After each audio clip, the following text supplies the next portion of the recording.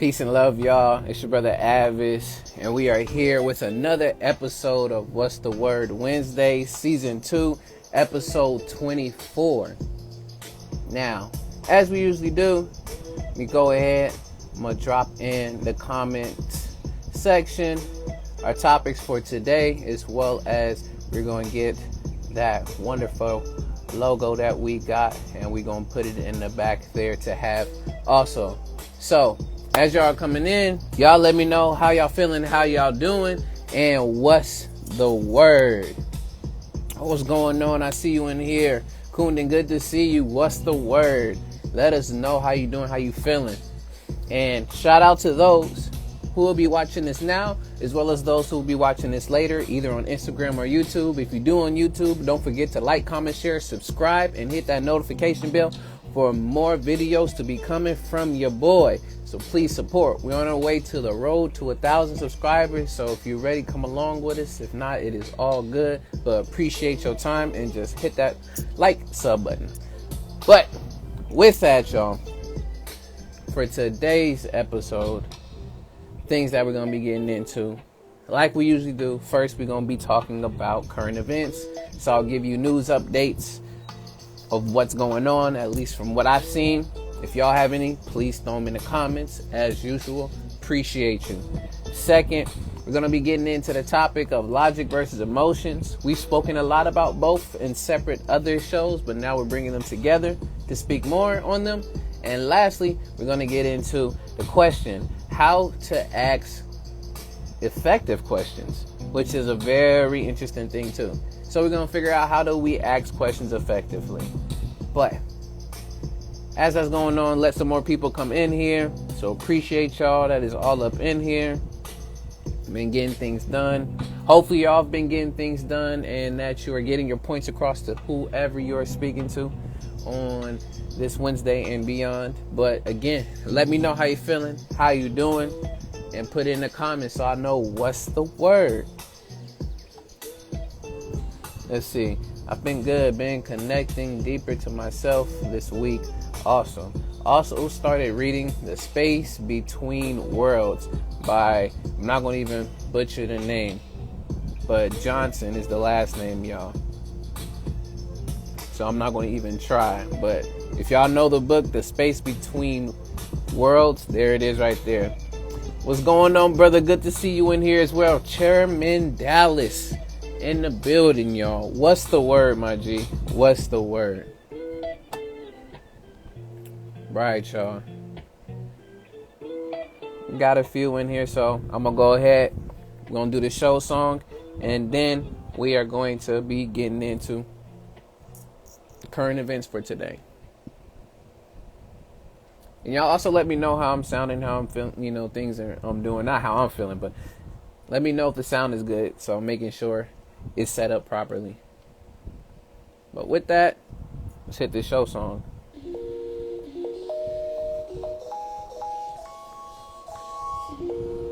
Once again, once you learn it, you can sing it along. And if not, just pay attention. Because when they ask you, we tell them, yo, what's the word, y'all? What's the word? What's the word, y'all? What's the word?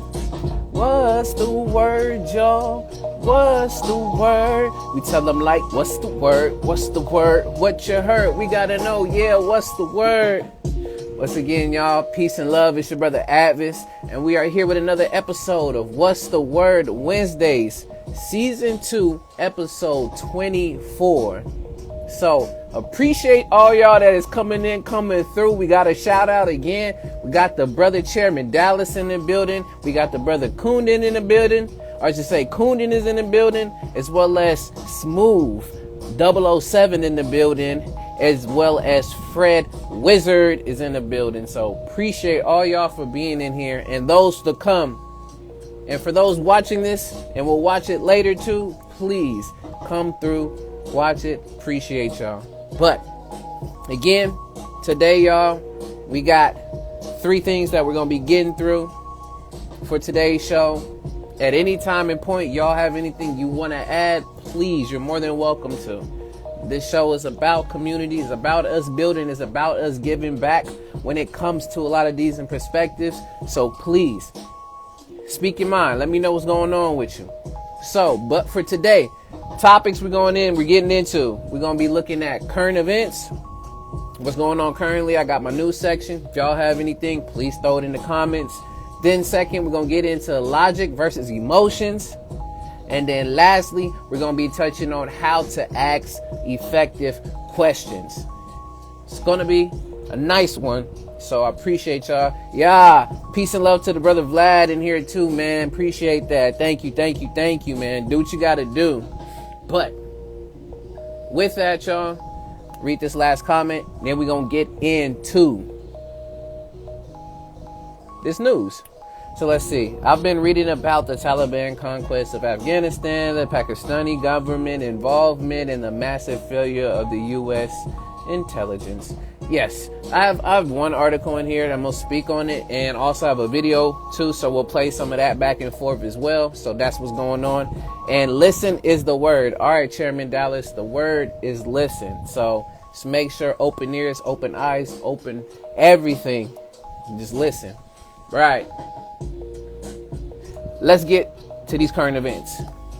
So, all of the news that I have is going to be surrounded on some more, of course, COVID updates, shots, all of that, as well as going to look into what's going on around in the world. So different things, whether in Haiti, a bit in Afghanistan, and, you know, all of that that's going on, as well as just some little other small things. I have one random article, but other than that, y'all, let's look at these. So, first article comes from the New York Times. Article headline reads, "Vaccines protection against virus infection is waning." Waning basically means that it is starting to falter, move out of the way. What's going on, brother? 93 till Thriftfinity in the building. Good to see you. Good to see you. So right now it looks like it's showing that those things are waning when it comes to the vaccine protection. So once again, every time we get into articles, I'll do two paragraphs and we out unless the article is short. But again, vaccine protection against virus infection is waning. CDC studies should suggest. So let's see. Article reads, the Center for Disease Control and Prevention, CDC, released 3 studies on Wednesday that federal officials provided evidence that booster shots of the Pfizer Biotechnic and the Moderna coronavirus vaccines would be needed by all Americans in the coming months. So, we were speaking about this earlier, y'all, or we on other shows talking about these ideas of boosters, and now there's going to be a need in these coming months. So, let us continue to see what's up with this. So, but some experts say the new research did not support the decision to recommend booster shots for all Americans. Taken together, the studies show that although the vaccines remain highly effective against hospitalizations, the bulwark they provide against infections with a virus has weakened in the past few months. Just said, peace and love, brother. It's bedtime. We appreciate you. Keep doing your thing. Much love. Thank you, man. Do what you got to do. Appreciate you coming in real quick. So, it's all love. So, continuing, it says, it's unclear whether the decline in protection against the infections is the result of a waning immunity, a drop in precautions when it comes to wearing masks, or the rise of a highly contagious Delta variant, or a combination of all those 3. So there's a few different studies in here. I'm not going to go through all of them. Again, like I said, we only did 2 paragraphs and we're out. But this next article has a few more details when it comes to that. So let's get into this next article. It's paired right to it. This one comes from the Business Insider. And the headline reads, "New findings show vaccine effectiveness falls over time, which is why the Biden administration is recommending booster shots." So before, it was no recommendation from CDC or any other place to do it due to the studies. But now with the administration, they're saying this is a need. So let us see. Bullet points that they have for us. It says, vaccinated Americans should get booster shots after 8 months. Health authorities said Wednesday. So today, for those folks that are here today. New data indicates that vaccine protection wanes over time, particularly in the face of Delta. And the Biden administration has already recommended booster shots for some immune compromised people. If we remember from last episode, that's what they did. They authorized a third shot for those who are immune compromised. So that is considered an extra shot, is considered a booster shot. They didn't say like you need to get 3 shots of a particular vaccine, but this is the updated booster shots. So I'm gonna read one of the studies that they have in here. It's real short. And then we're out on this one. But it reads, a new CDC study found that the Pfizer and Moderna vaccines lowered the risk of coronavirus infection by 75% in nursing homes from March to May, before the Delta variant became dominant in the U.S. But from June to August, after the variant had spread widely, those vaccines only lowered the risk by 53%. Additionally, a recent study from the Mayo Clinic, which is still awaiting peer review, identified a similar pattern happening in Minnesota. During the first half of 2021, Pfizer's vaccine lowered the risk of coronavirus infection by 76%, and it found. But in July, when the Delta variant came, that protection went down to 42%. Moderna's effectiveness also dropped 76% from July, down from 86% during the first half of the year. Now, there's more and more on this, but basically what they are showing and telling through these studies is that there's going to be a need for a booster shot because of the fact that we've spoken before. More variants that find their way, and these shots have already been created before then. Now there's new modifications and things that need to be made to be able to fight against all these different variants coming up. So this is why a boost is what is being suggested and recommended now. But we'll get more into it because they have a few articles that are just following on top of each other. But if y'all have anything, please keep putting them in the comments. But that is the other one from the Business Insider. Before I get to the next one, let's see. Vaccination is also apparently a requirement for indoor dining in Los Angeles. That is what's been coming out. They're just drafting right now.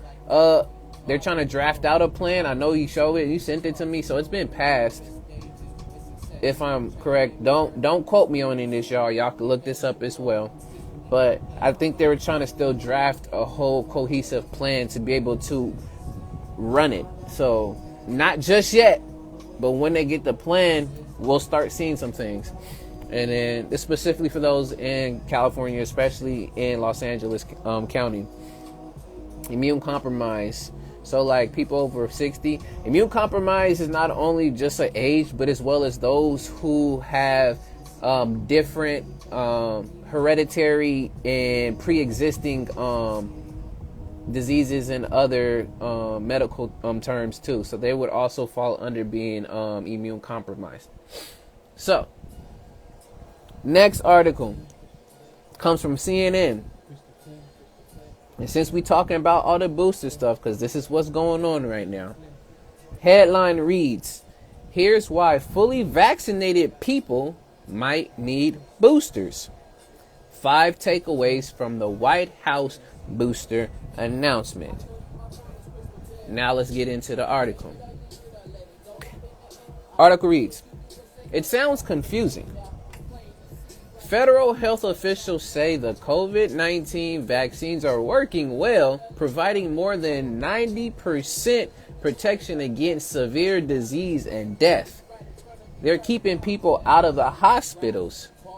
Yet, they also say studies are showing that even vaccinated people are more likely, keyword, to become infected now.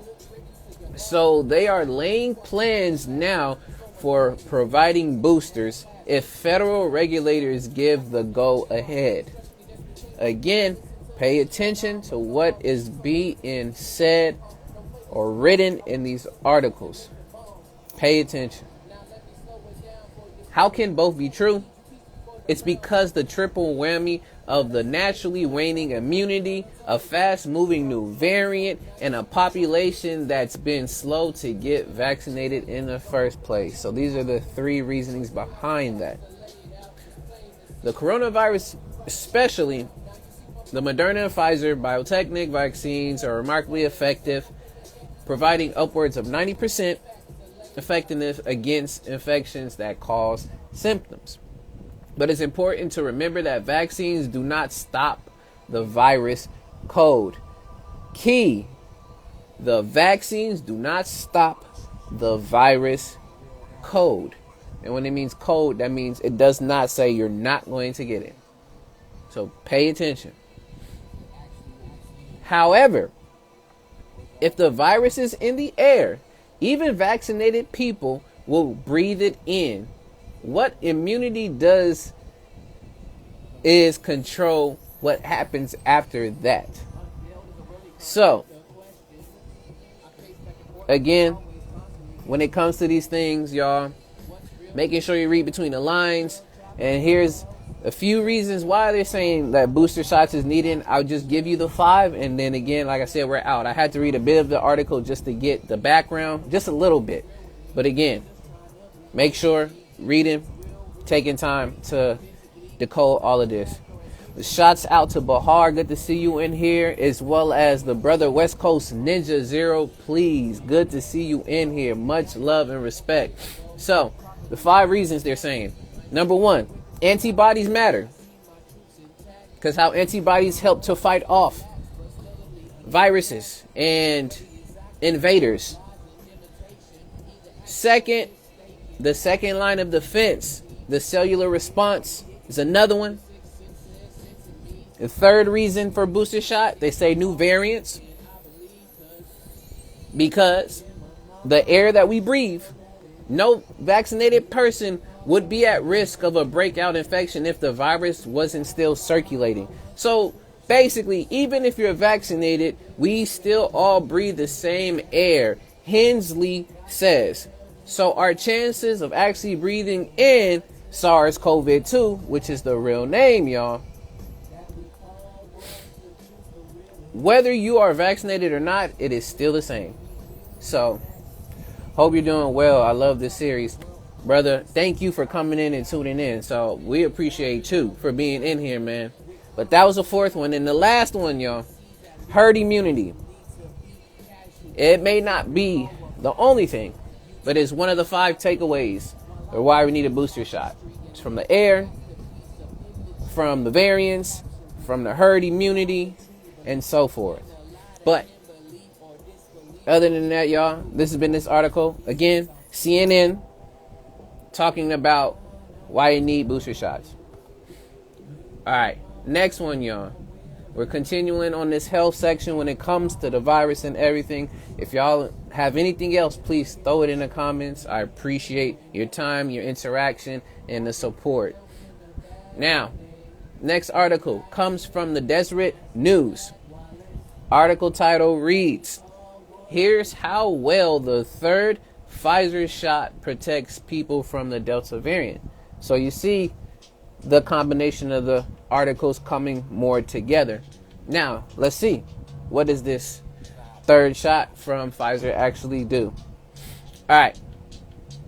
Article reads, a third dose of the Pfizer COVID-19 vaccine seems to be effective 86% of the time, according to Israeli health officials.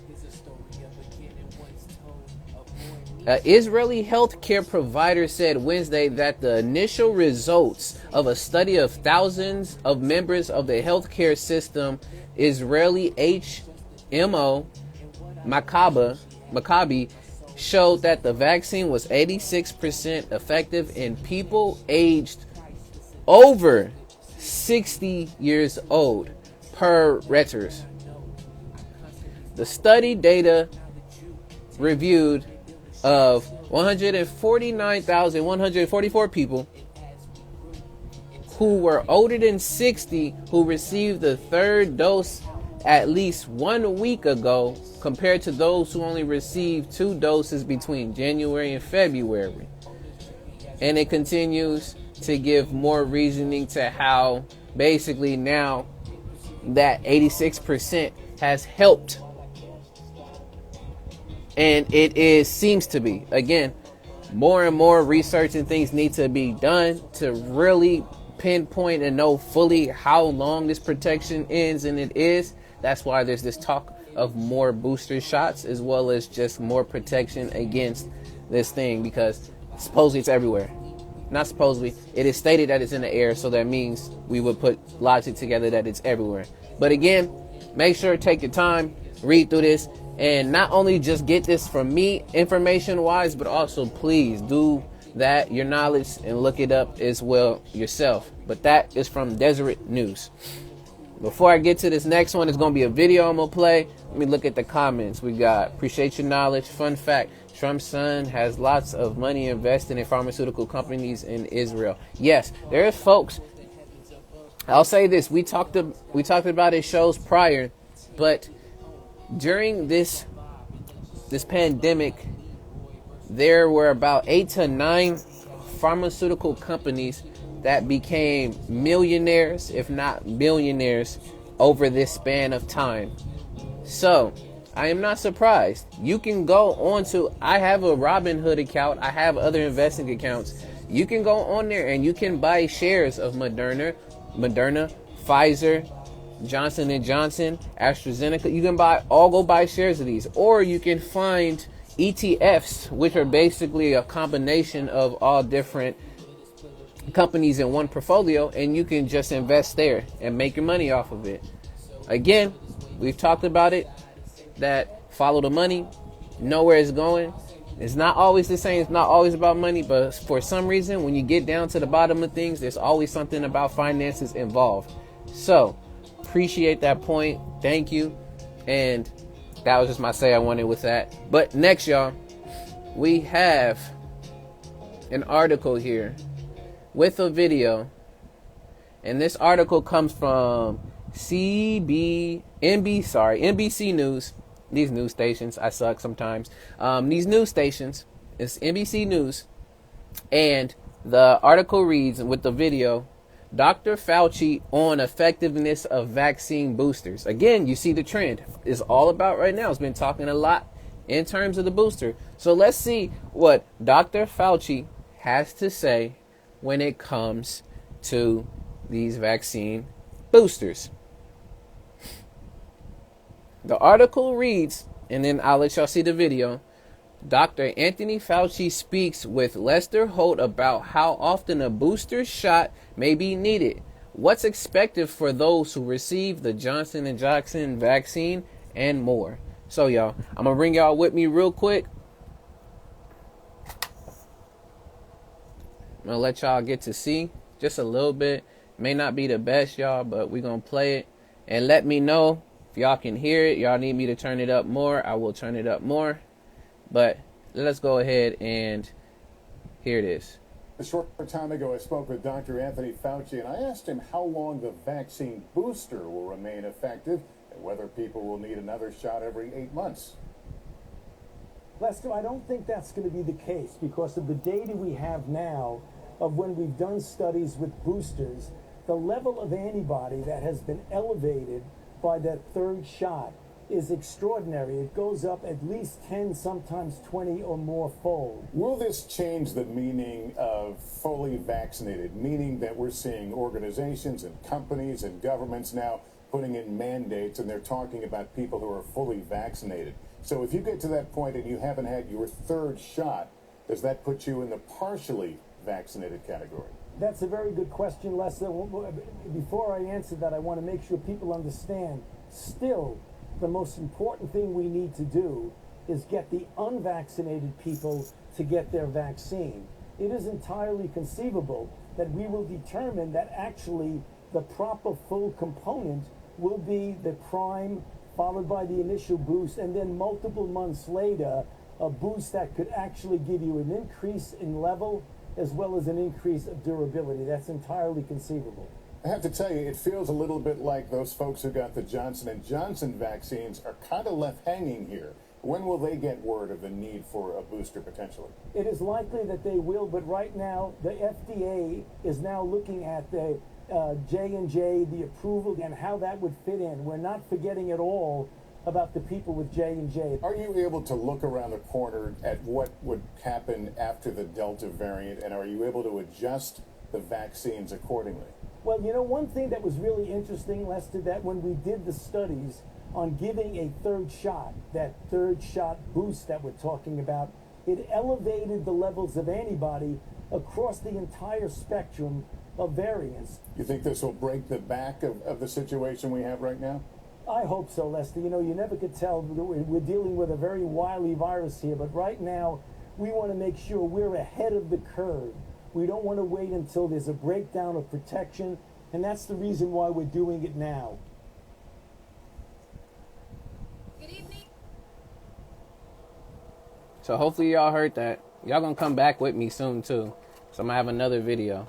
But one of the key things I want to at least come out from that video and just speak on real quick, and y'all can say more with it too, is the question that he had after their of Lester Holt, of what he had, which he asked. So for those folks who have already gotten their shots and now there's this need for the booster, will that mean that puts them in the partially vaccinated? So I thought that was a very great way of adding more when it comes to the question, me more open-ended, because today we're going to be talking about, again, how to ask effective questions. I feel like that was good, effective questioning, at least in that one aspect part, to add more context to this. But y'all let me know how y'all feel of what was stated in the video. Put it down in the comments. Come on, do what you want. But we're going to keep this news moving because we got a few more articles, and then I want to make sure we got time to jump into these topics. So, again, that one came from CNBC,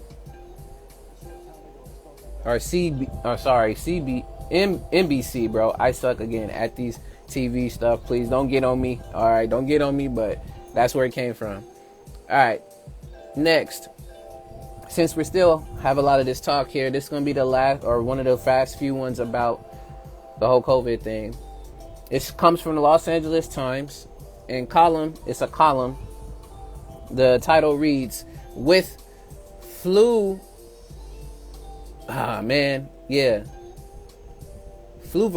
or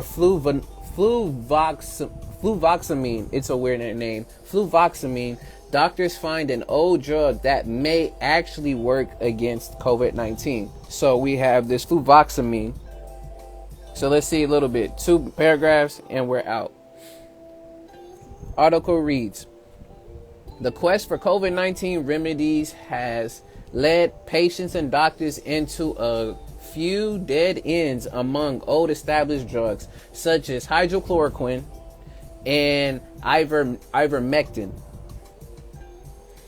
But there's promising news about another generic medicine has shown the ability to moderate the course of the disease. This drug is the fluvoxamine. I'm saying it wrong. Fluvoxamine. an antidepressant that has been prescribed chiefly by psychiatrists for patients with obsessive compulsive disorder, or OCD. They've done several clinical trials, including a large trial of 1,500 test subjects, indicating that the drug may help COVID-19 patients in the early stages of the disease stay out of the hospital and avoid long hours under the eyes of emergency room physicians. So I'm not going to go too much more further into that. Those are the two paragraphs there. But basically, there looks like there's going to be more trials being done on this fluvoxamine to see if it continues to be something that can help quash and subside to help with COVID-19. So we will see. We will see. But I just wanted to add that one in there because we always be talking about other different methods and drugs that are administered and said. So we will see. What's going on? Good to see you in here. Sue, aka Superb, aka Big Sue in the building, y'all. What's going on? What's good, fam? What's the word? Right. Next article, y'all. A few more. We'll be out. This one comes from NPR. This is still under, yes, the whole coronavirus thing. I know y'all tired of hearing of it, but there's so much to pack, so I just had to. So, this article from NPR, title reads, "In a message to Americans, Pope Francis says getting vaccinated is an act of love." Y'all tell me. It's a short one, so I'm going to read the whole thing. And again, please comments however you feel into the comment section. So, article reads, Pope Francis is adding his voice to a campaign to overcome vaccine skepticism, issuing a public service announcement insisting that vaccines are safe, effective, and an act of love. The video message released Wednesday is aimed at a global audience but directed particularly at the Americans. It features 6 cardinals and archbishops from North, Central, and South America, as well as the Argentine-born Pope. It was produced by the Vatican and the Ad Council, which has produced several of pro-vaccine ads in a bid to get more people vaccinated. In his comments, Francis said, being vaccinated with vaccine authorized by the competent authorities is an act of love. And contributing to ensure the majority of people are vaccinated is an act of love. He added, vaccination is a simple but profound way of promoting the good common and the common good and caring for each other, especially the most vulnerable. Francis has emphasized at the start of the pandemic the need to ensure equal access to the vaccine, especially for the poor. But faced with increasing skepticism about vaccines, especially among religious conservatives, the Vatican has vowed an all-out effort to overcome hesitancy and encourage widespread vaccination. The Vatican has declared that it is morally, listen to me, the Vatican has declared that it is morally acceptable for Catholics to receive COVID-19 vaccinations, including those based on research that use cells derived from aborted fetuses. Did y'all hear me? Did y'all hear me? I just want to make sure. Y'all let me know in here. But that is all coming from the words of Pope Francis. Very interesting, y'all.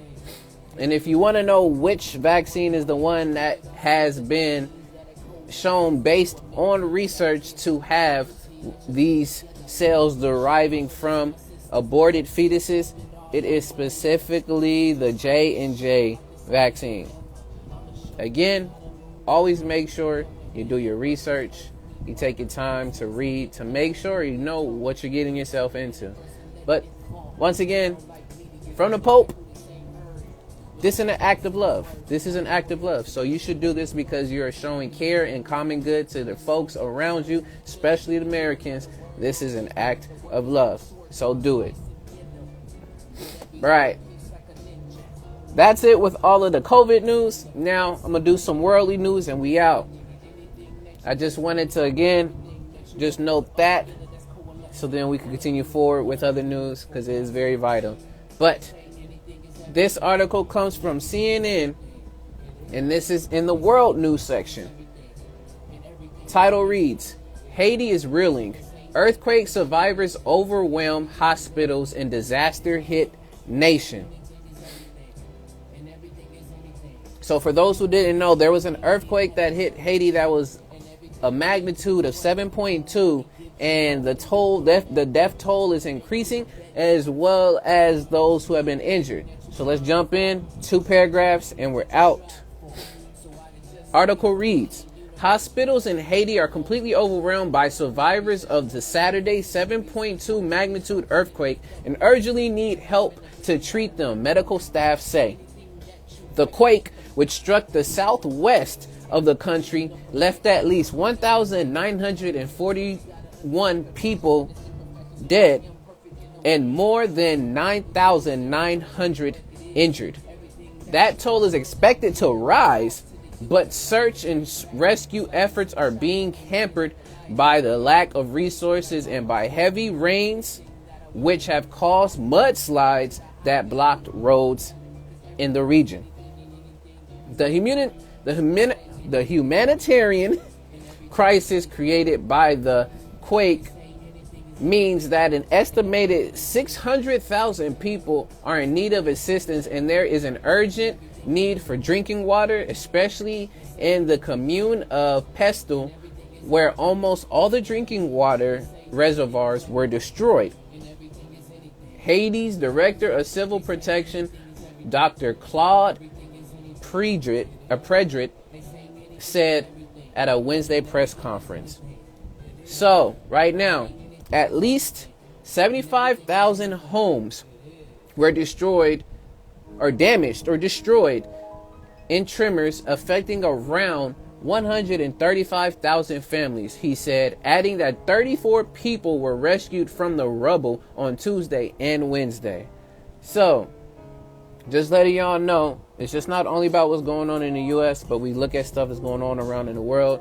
Just know, send support, send love anyway to Haiti, and just know that they are in their own overwhelming situation on top of what's going on with the pandemic, but also having Mother Nature come with this earthquake. So, love to Haiti. Now, next article. And Kundan was speaking on this earlier, and I wanted it here. Again, we got 2 more, or I'll get rid of one of them, y'all, and we will. Yeah, this is the last one.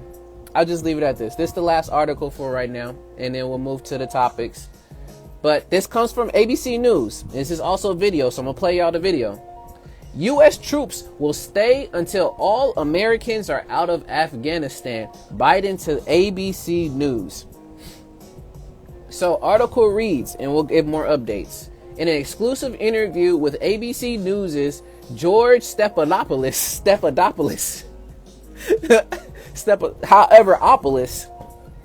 President Joe Biden said the U.S. is committed to getting every American out of Afghanistan, even if it means potentially extending the mission beyond his August 31st deadline for a total withdrawal.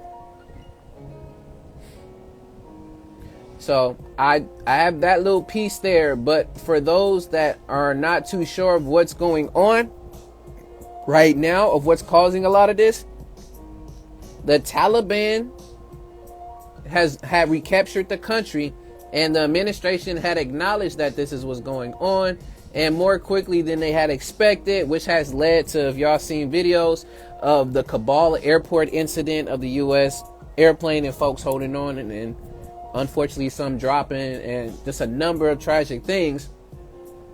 The Taliban is taking over, and they're continuing to block access for Afghans allies who have aided the United States during this war to leave and be able to get from what's going on in the country. So that's that. Just a little backstory. There's more, y'all, but I have this video of at least the president speaking and saying his piece to this. So let's watch this and let's see what is going on. But let me do this real quick first. Boom. Y'all let me know how it sounds, so then after that we'll be good. But here we go. All troops are supposed to be out by August 31st. Even if Americans and our Afghan allies are still trying to get out, they're going to leave? We're going to do everything in our power to get all Americans out and our allies out.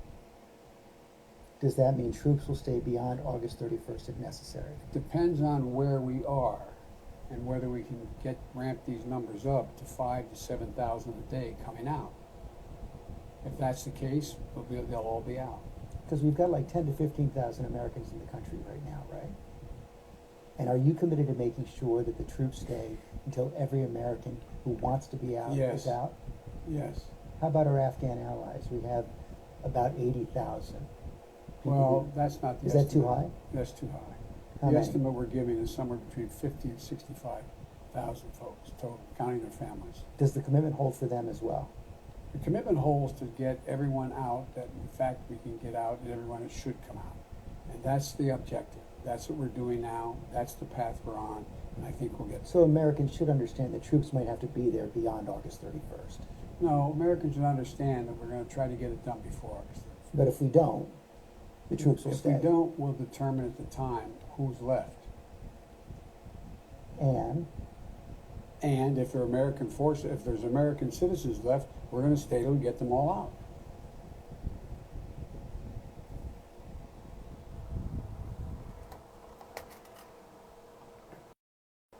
So again, y'all, wanting to share that, wanting to show it. Once again, we have, and I gotta get used to these changes in volume, so don't mind me. Basically, that was the president's speaking points when it came to what is around the plan and how he's gonna go across if they get all Americans out or if they don't. So there it is. Just wanted to share that with y'all to have that there. But that is all the news I have. If y'all have any more, please throw them in the comments. I know this one was more lengthier, but yes, there's a lot to talk about. So I wanted to make sure I got as much news that I could out there. But with that, y'all, if y'all have more, please throw it in the comments. If not, I appreciate y'all. Thank y'all so much for rocking and being here. I'm going to read some comments, and then we're going to move to the next topic and keep it going for the show. So let's see. So yes. My thoughts, sir. Please go to yes. HE double hockey sticks. You know it. Oh my goodness. You know, hey, everybody has to have a point right now in speaking. Again, that's why I said it's very vital of not only just listening what people say, but also have the articles, read what words are being written, as well as watching people's behaviors during these times. Very noticeable of what people's intentions and their thoughts behind what they're really trying to do. Next thing, got wow, poor Haiti. Yes, so sending love and support to Haiti. 20 years of endless war for nothing, basically. It's also because the current Taliban leader was released from a Pakistani jail in 2018 at the request of Trump. Now the leader has conquered Afghanistan. The Afghan president fled. Too many pieces and parts. Too much messiness done on our part. So ridiculous. Although he is going in circles. Exactly. Can't even get a straight answer. No, you cannot. You cannot. Again, there's an agenda behind what they're doing. So there it is right there. LOL, someone dropped an ad in the comments. Spam. I guess so. I can't see anything right now, but we'll see later on. I don't see anything. But yes, y'all. So with that, y'all, Thank you again for these comments. Thank you for sharing. Now, let's get to the next topic for tonight, which the topic we're getting on, and y'all are more welcome to come in, as well as disclaimer that this does go up on YouTube. So if you do not want to be seen on YouTube, it's okay. You do not have to jump on. But if you're okay with that, you can come on and please share your thoughts. If not, leave them there in the comments. But today, next topic, logic versus emotions. Gotta talk about it, because there's a lot of logic being thrown around nowadays, and there's a lot of emotions running high nowadays as well. So let's get into this stuff. And with that, when y'all hear logic, what are the first few words that come to mind? Please put them in the comments. As well as when you hear the words or the word emotions, what are the first few things that come to mind? Put them down in the comments. And like I usually do, I got to give y'all at least the background of the definitions so we can a clear consensus of what we are talking about when it comes to logic versus emotions. Hello, What's going on, Kundan? Good to see you. What's good to the see you. word? Welcome, welcome, welcome. hmm What's the word? Yes. So, before we do and get our thing going on, I swear, once again, I have to do this. Shouts out to the brother Sabu Smooth. Good to see you in the Sabi building. Smooth. And every time, brother, every time you come in, there's always Hi, one of our Manisha. tracks. Always one of our tracks playing in the background. So shout out to turntables, because I'm trying to learn from all sides, man. So that's what we're doing. Oh my goodness, this is very funny. But let me go ahead, Kundan. I'm gonna give us these definitions, and then let's get into this. So, and I see in here the sister superb put rationalize for logic. hmm Now, when it comes to logic, this is from Webster's dictionary. Y'all look it up, do what y'all. We gotta have something laid down there, so it's just there. So, definitions they have for logic. First one, a science that deals with the principles and criteria of validity of inference and demonstration. So the whole idea of what logic is, the science behind it. Second, the branch or variety of logical module logic, Boolean logic. So a type of logic that they have there. A branch of semiotics, especially syntactics. Interesting. Next one, the formal principles of a branch of knowledge. Another one, a particular mode of reasoning viewed as valid or faulty. Two, relevance, propriety.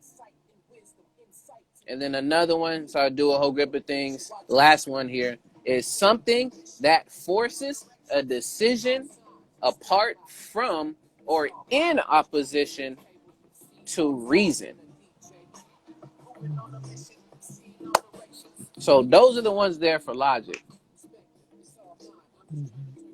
So I appreciate those that's in here. Yes. Yes, synchronicity all day, brother. It just happens, man. You come in and then there, the track's like, boom, let me play it. It's both of us from the booth. Just how it goes. Now, next one I have for emotion. And then we'll get this going.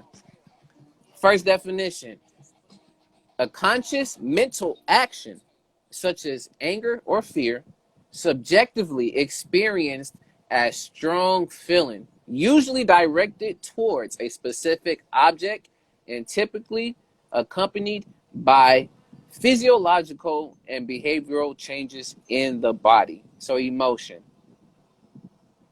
Second, a state of feeling. The affective aspect of consciousness, feeling. Emotion, excitement. There's one, and it's an obsolete one of a definition, and it says disturbance. So, those are both logic as well as emotion when it comes to the definitions, and this is from Webster's. Now, glad you on here, Kundan. Now, when it comes to logic versus emotions, where do we want to start? Mhm. It's funny how, like, when I think about logic, like I don't really know like the dictionary definition, like Yes. you've read it, but like I think of it more in terms of the opposite of logic, which most people, at least in my experience, think is emotions, but it's actually logical fallacies. Yes. That's the opposite of logic. It's not emotions, But they put this false binary, right? Which is why we need to talk about it today, right? Exactly. Which I even talked about it in my post yesterday on how to Hmm. decide. Which I think is a So great point to start with. So yeah, if y'all don't yeah, know, please yeah. follow Kundan, which goes by Akashic Records, if I'm not no Akashic Consultant with his last name, Hmm. and they have a lot of posts on there, and one of the posts aligns with this. So I'm gonna let Kundan go ahead and explain the post that they put, and we'll give our thoughts. Right. Yeah. So I made a post yesterday called How to Decide, and it's based on my studies in the neuroscience and psychology of storytelling, uh, especially what I learned from the book Story Genius by Lisa Krohn. And she herself, has other sources like basically a lot of neuroscience stuff. And so I made a 7-slide post on how to decide. And basically, what I was saying is that we often think that our decisions are rational, right? And that itself it can be a dangerous delusion if you believe it, because Mm-hmm. then you're run by what is actually the deciding factor in your decisions, which is actually emotions. Mm. Because you start off with rationality, like, for example, pros and cons, which you always do in every episode, basically, Mm-hmm. right? But the final decision is always made with emotions Mm-hmm. for both big decisions and small decisions, even small decisions like going to a restaurant and looking at the menu and what food you want to eat, right? Yes. But also with big decisions like which person you want to date or marry, or whether you want to buy a book, or I mean, whether you want to buy like this big course on trading stocks, for example, right? Yeah. Uh, and to prove the point, I gave this example of this man who went through some sort of stroke, or something would happen to his brain, right? And he was kind of like paralyzed. He had to be hospitalized for a bit, and they they treated him, and he got better, and they thought he was better, right? That's what the Yeah. doctors thought.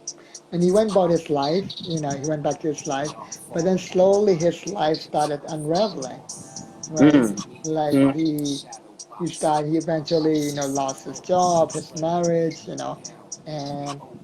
and weirdly enough, going back to the restaurant example, even when he went to the restaurant, he would stare at the menu for like hours, not knowing what to do. Yeah. And so he went back to the doctors, right? At first they couldn't figure out what happened, so they did the whole, MRI, all the scans, the brain scans, Yeah. And then a neurosurgeon and neuroscientist figured out that the part of his brain that processes emotions got switched off. It got turned off. That's what Mm. happened. Yeah. I remember you did share this last Yeah, time, and I wanted you to share it again just because of yeah, how fitting it is. But continue.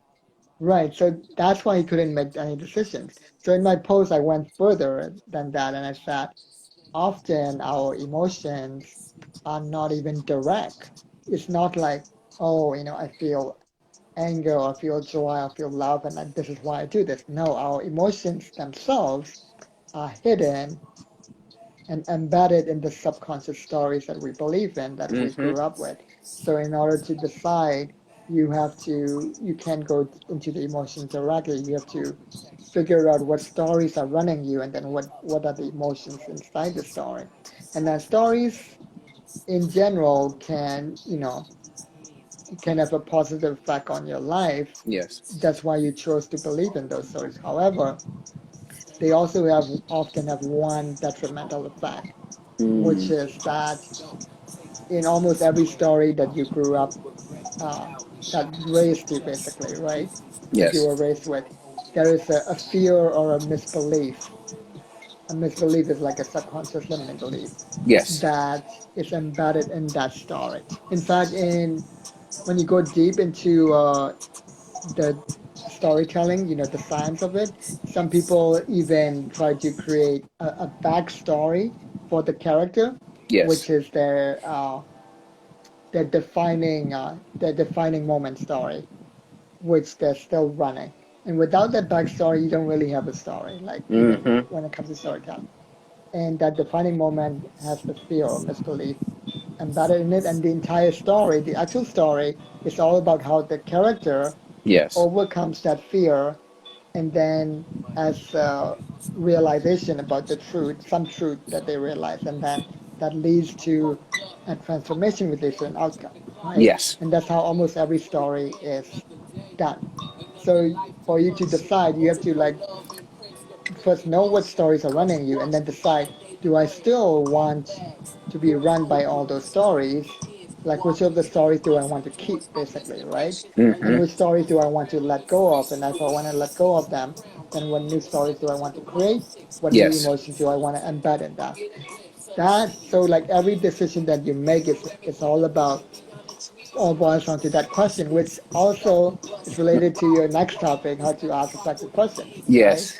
So it's like asking yourself, like, what story do I want to keep believing in, and what Yeah. new story do I want to create? And that's how you decide. You decide by, does this decision help me fulfill this goal of either letting go of the old story or create a new story? There it is. Yes. And the reason why Kundan is bringing this up, all of y'all, is because we know as kids growing up, we have all these fairy tale stories, we have the Disney stories, we Mm-hmm. have all of these things that we've watched and has influenced us as as Mm-hmm. kids and just people growing up, wherever you are, wherever you're able to, you have some Mm-hmm. type of, childhood stories that have helped you grow up. And the thing is, a lot of those stories, what they pushed at and pulled at was your emotions, not always about what Mm-hmm. logically happened, but more so Mm-hmm. what that particular instance brought and how it made you feel. So Mm-hmm. it's very important that when we look at both logic and emotions, that yes, we want to be able to separate them so we can understand each of them separately, but then come together and realize that they play off of each other just like a number of things do. So when I do a Yeah. lot of these, when I do, not only me, but just in the world, you see a lot of course, these opposites and these binaries and these that other things that complement each other. There's therefore a particular reason. It's because it's almost one cannot do much without the other because Mm-hmm. they are both helping to fuel each other. But there is a way that you step into understanding both of those particular sides, adding them together to help you create and move forward in whatever it may be. So, Mm-hmm. I'm so glad you brought that up too, because well, first of all, it also reminds me of this funny meme that I saw what's about up, Chris? how porn, hi Chris, how porn and Disney have destroyed like a generation of men and women. How, for with porn, it's like the man's fantasy is where's my insatiable woman, right? Yeah. And then for women, it's like, where's my Prince Charming, right? Mm-hmm. And they're all playing on your emotions, like you're saying, but simultaneously, emotions are demonized, and then logic and reason are overemphasized, right? And Yes. rationality, and so we're not even given a chance to develop an emotional intelligence, right? We Yes. don't even understand our emotions, especially the difficult ones like anger and sadness and shame and Mm-hmm. guilt and depression and all that. Mm-hmm. And and in fact, they're called negative emotions. That's why I don't even call them negative emotions anymore. I call them difficult emotions, right? Mm-hmm. So I use zero positive negative. I call them easy or difficult emotions, right? To reframe it that way. So the entire like system is run through these stories that play on our emotions, Yes. but simultaneously we're told not to feel, especially people who grew up as as the gender of being male, right? We're told not to cry and all of that, right? Yes. Part of the whole gender binary. So it's a lot worse for male identifying people as well in some ways. Yes. So this is why this topic is important. Simultaneously, though, the logical fallacies that I was talking about, While back, they're yes. also playing on your emotions because all of the logical fallacies are just way too emotional shit that don't even make sense. Yes. They're like the negative side of emotions. Exactly. Looks like Yeah. Chris is slowly cycling Hey, her way Chris. in here. But if we can, what's going on, Chris? What's the word? Good to see you in here. Mm-hmm. But I see you cycling back and forth.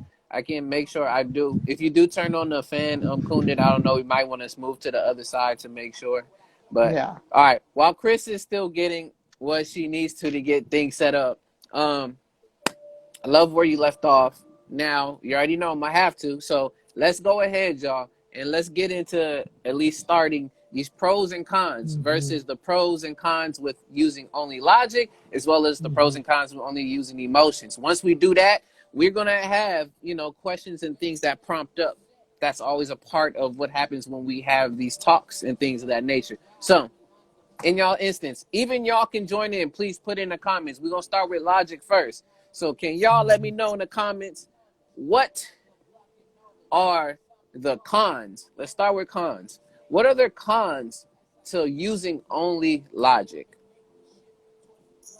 Put those in there in the comments. Mm-hmm. And if you have any, Kunin, please, you're more than welcome. Well, the obvious con, based on the story that I just told you, speaking of stories about the Mm-hmm. man who lost his ability to process emotions, is literally you will never be able to make a decision again if you rely solely on logic. Are we here? Are you here? Like, Yeah, I think you are. Chris, unless you got to move oh, to you're another part. spinning. Yeah, you probably got to move to Yeah. another side in Oh, the house or something. okay. Are you guys there? You, Sorry. I'm having technical. you turn into a robot. Yes, brother, exactly. Yes, you turn into a robot. You definitely do. Just Kuna just said right now, you're unable to be able to process because again, I even went back and just really took into consideration of how important emotions are. And I know, shoot, when it comes to those necessities in our lives, when we're talking about food, shelter, warmth, and all of those necessary needs that we have as people and as humans, you got to know towards the end of your decision, it really does come down to emotion. Because if I literally know, oh, I gotta eat for today, and I know what food I have to or I'm gonna make, I'm not logically like, yeah, I'm going to eat carrot soup because logically, it gives about 50% more healthy boost versus like ain't nobody think about no food like that in that particular case. They know at the end of the day they're gonna either gonna have some of the carrot soup or they're gonna go buy them something else just because of the fact that at that moment they might be Mm-hmm. feeling that particular food and that's what they want. So at the end of the day, Mm-hmm. logically, you can be like, it's easier to make the carrot soup, but then emotionally, you thinking, yo, I want to just go get me something fast food right behind here. And then you think Mm-hmm. all of that together, and ultimately, it's whatever your body's feeling what you want. So it does come down to that point right there, speaking on it when it comes to emotions are an important part. Right. The other thing is emotions also tell you when a boundary has been violated, especially anger, for example, right? Mm. Uh, So with so no I said logic, earlier, right, with no logic. So I said earlier that the final decision is made with emotions, right? But in a way, the opposite is also true, where when a thing such as a boundary being violated happens, right? yes. You initially feel the emotion first, then you figure out the emotion with logic later. Yeah. But the initial thing, the initial spark is made with emotions. Yes. So you will lose that signal if you rely solely on logic. Like you'll Yes. miss all the signals your body is giving you. You know, and it's not just anger. Sometimes the emotion might be guilt. Guilt is about uh, you violating your own values, right? That's what Mm-hmm. guilt is actually about, right? Now, shame is more personal, where shame is like you feel personally that you're worthless, right? It has Mm, nothing to do with the violation of there's nothing the difference between shame and guilt in my view is that guilt is about an action you take, whereas shame is you personalizing that yes. action and making it about you personally, Mm, right? mm, uh, and then even when it comes to the easy emotions or the positive emotions such as love, for example, right? yes. Like when you quote unquote fall in love with somebody, etc., right? You feel the emotion first and then you justify it with logic later. Yes. Yeah. There it is. See, exactly, y'all. So far with the two, we have one when a con to only using logic is you won't be able to make any type of decision because of how important that other piece is when it comes to emotions. I say energy and motion. That's what it is. Mm-hmm. Second, one of the brothers in there said you turn into a robot. Yes, because of the fact that Mm-hmm. again, that's the one thing that does tie us, and I say this a lot to me. This is what personally ties us to being humans. And once we get rid of emotion and don't use that side of ourselves, almost think of it as this way. There's a reason why we have a left and right hemisphere that they say within our Mm-hmm. brain. The left side being more logical and then the right side being more creative. Just think about it in that Mm-hmm. access. That emotions actually gives you that creative process. Because when people feel Mm-hmm. songs and when they hear poems or they hear certain things and it brings out a certain feel or emotion in that poem or song, that's where you really feel it and you really are there and you're connected. But if you're only looking at everything logically, you're gonna think of everything very objectively, so nothing is gonna really stick to you. It almost makes you feel like you have no soul. But I won't go too there with that. But I want to shout out the brother Phase Far in the building, aka Agni, the bum, but he's nowhere near a bum. He's a builder, y'all. Just want to shout you out, brother. But with that, what are some more cons when it comes to logic besides those two? Another one that I can think of off of the top, I mean, still has to do a bit with the decision making, but more so, you you are honestly you're unable to use common discernment, and when I mean that, use common sense.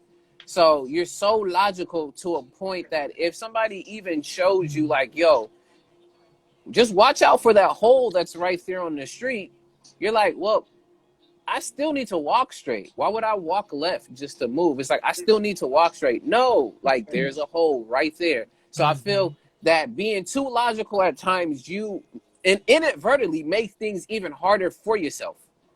Like you Mm-hmm. don't take into consideration that yo, that's right there in front of you. No, I don't care because logically, if I keep going straight, I will get there faster. But if there's a Right. brick wall in front of you, Mm-hmm. and you logically know there's a brick wall, but still you're talking about that's the only way I can get there faster. You're Right. gonna be at a blockade forever and not just going to the left and be like, oh, that was just a Mm-hmm. little small detour. Gotcha. Mm-hmm. Yes, like yeah, and look at the brother even said right there what you said, Kundan, logical fallacy. Sometimes Sometimes logic is logic is flawed. flawed. Yeah. Yes, Yeah. exactly. Now you back right now. We good. I'm Yeah, glad. we're I'm good. glad. The All right. aliens didn't want We're me in that good. part. Yeah. Yes. Yeah. Yes, often logic can fail to explain things that are metaphysical or Mhm. spiritual. So if you rely on logic, you cannot feel those things That's what at I was about all. to say too, that you won't be able to appreciate art, for example, or even music Mm-hmm. Yeah. if you rely solely on logic, because art, including music, is usually not logical. It's very emotional or Mm-hmm. even symbolic sometimes. Yeah. Yes. Yes.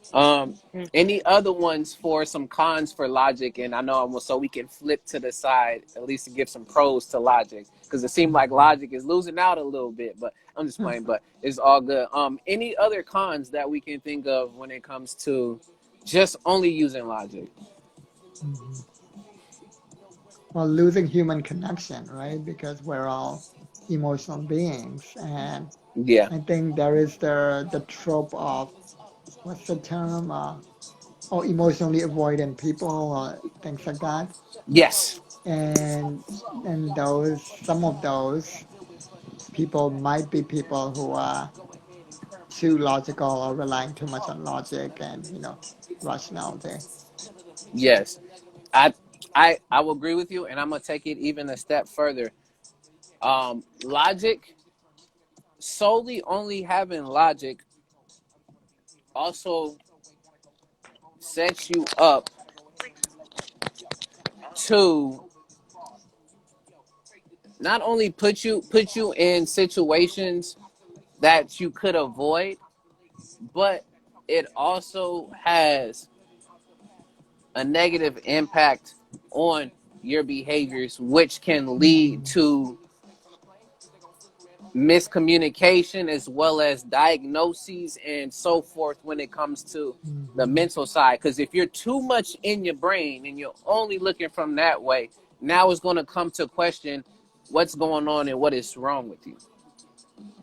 So I feel Mm-hmm. like not only the sense of losing the humanity, not being able to connect with humans, not able to use common sense in all of this case, but then now it gets to the point of, okay, now can you even function daily?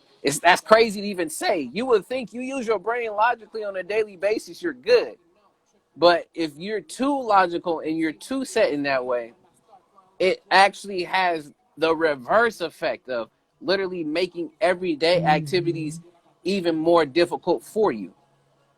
Yeah, yeah, yeah. On a related note, like even like people who give unsolicited advice when I really only need empathy in that moment, right? Or sometimes Mm-hmm. I don't even need empathy. I just need to be heard. I just need some presence. Exactly. Mm-hmm. Right. If you have any more, if y'all have any more, y'all continue. Now let's move over to the pros. What are some pros when it comes to thinking logically? Pro, interestingly enough, is the after you get the signal from your emotions, the logic can sometimes help you understand those emotions or even justify those emotions, right? That's a big one. And on a related note, like somebody said earlier about logical fallacies, Yes. I actually sort of almost see that as both a con and a pro because to understand logic, Mm-hmm. you have to understand logical fallacies. Like part of having getting yourself a literacy in or training in logic is to also be trained in logical fallacies. So that's actually part of logic, in my Yes. view, that you have Awesome. to get that training. And so once you understand logical fallacies, then you're less likely to be to be yeah, I almost would say too emotional in a way sometimes, but also not just too emotional, but also too biased, right? Yes. Yeah. Awesome. The brother said in here, a pro to using logic only is using logic to understand the physical world. Examples: Mm, fixing a car, engineering, yes. etc. Yes, very straightforward things.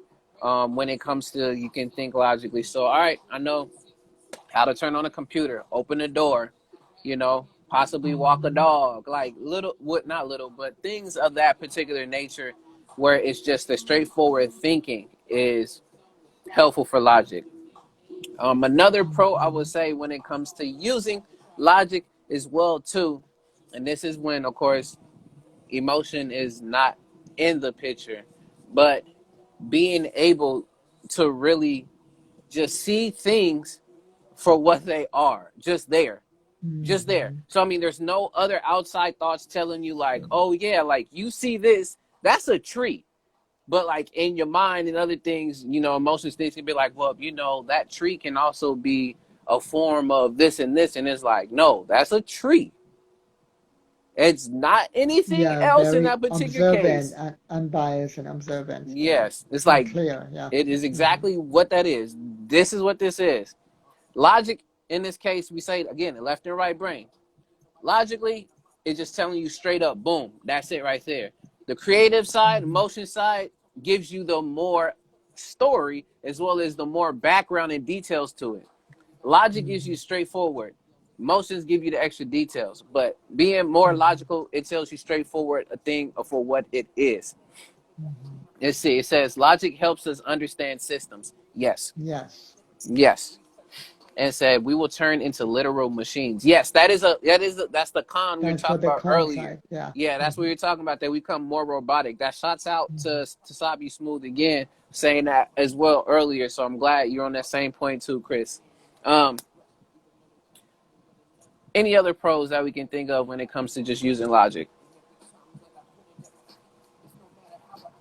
Um, I think using logic, we can also understand people and actually see through bullshit better, Mmm. Mmm. especially when those people are using the logical fallacies, right? Mmm. So if we have a formal training in logic, similar to having a media literacy, for example, which is actually kind of related. But Yes. I think even before getting that media literacy, I think we all need a training in logic, and most people don't have. We don't even learn this in school. Like, I don't think so. I never learned about If logical you, yeah, fallacies in yeah. school, right?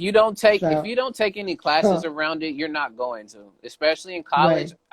I did take a class around logic and reasoning, and it gave you a lot of the setups. Like you have your conditional statements, you have Mm-hmm, your preposition or not prepositional, but your the positional like phrases and like things of that nature. I may be getting it wrong. Positional thinking, mm-hmm, so it gives you a thought of mm, how you can yes. think this particular way. But yes, it in regular schools, no, it teaches you what we call critical thinking, but necessarily critical thinking by the book of how you think you're supposed to think, by how Right. they teach Yeah. you how to think, not Mm-hmm. necessarily how to really discern and use logic to help you think straightforward and not with all that extra Exactly. fluff. But continue. Right, logical fallacies such as false equivalence, false binary, right, ad hominems. Yes. Those are some examples, right? And they're literally used to manipulate you, right? And then there's also a big one is they're not exactly logical fallacies, but they are used to also manipulate your logic, which is the victim blaming plus reverse victimhood. That's the biggest Yes. one, Yes. where the bully will demonize you and call you a bully for calling out their bullying, right? And then they'll Mm-hmm. pretend they're the victim, and that's basically reverse victimhood. It Yes. is also part of narcissistic abuse, right? So when I say see through bullshit, that's an example of seeing through that kind of bullshit. The logic will help you see it very clearly. Yes. The other thing is also cognitive biases. You'll be able Yes. to see through all of them. And there's like at least 24 cognitive biases if you look them up. And but the big one is two big ones are cognitive, three big ones are cognitive dissonance. Yeah. And if you go to theoatmeal.com/believe, there's a beautiful comic that not only explains it but actually takes you through an experience of what it's like to feel cognitive dissonance, Mm. especially if you're from like a more privileged position in society, like whether you're a man or white or things like that.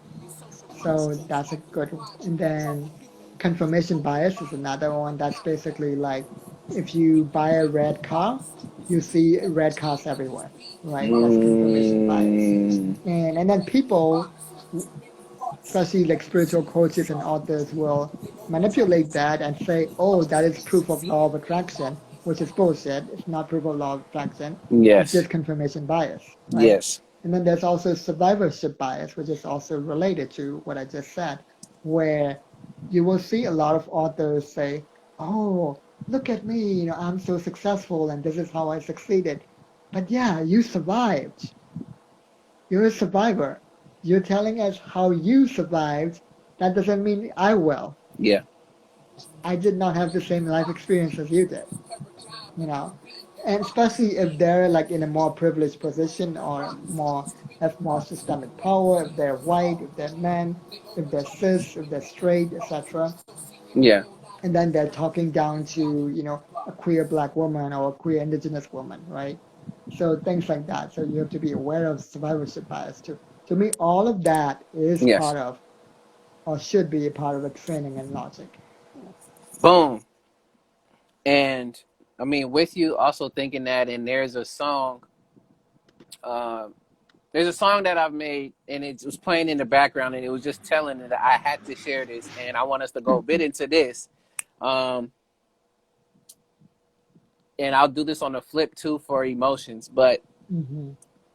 a pro for logic too, since we were talking about systems, but I'll flip it this way. Mm-hmm. Logic helps you think inside the box. It Yes. actually lets you be able to think within that confines of the box, and again, look straight forward of what is being seen in that box. That's what logic can and it does Mm-hmm. for you. Um, and yeah, I just brought that up because I have a song called The Box, and that's why. And it's talking about breaking out of the box, but that's going to be the other side with the emotions. Mm-hmm. But if y'all have anything, please throw it back down there. If you have another thing on it, Kundan, please add. If not, we're going to move to the emotion side so then we can start Yeah. tying some more stuff in together. So did you have anything else?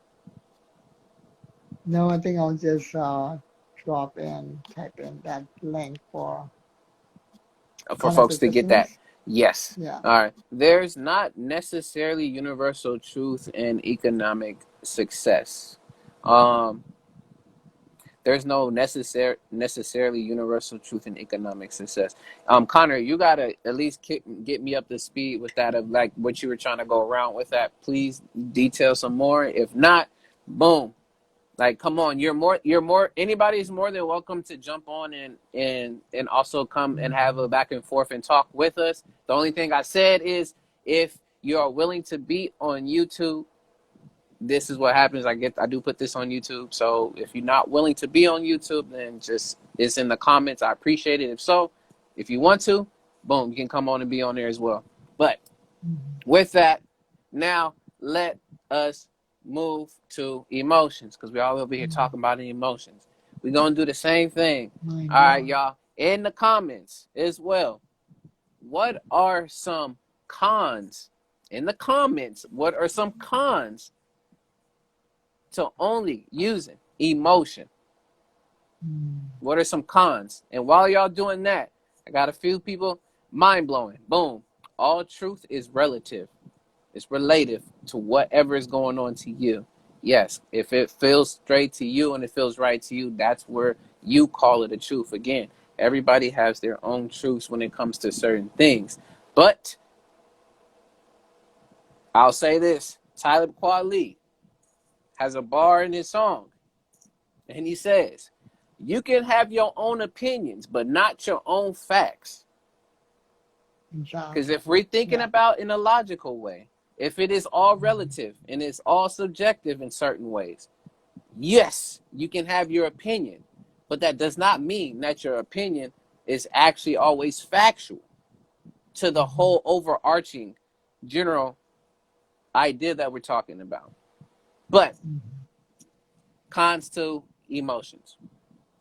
We got one that says from the sister can be distracting. So Yeah. emotions can be distracting. Yes. And I think it's hard to understand yourself if you're just relying solely on the emotion.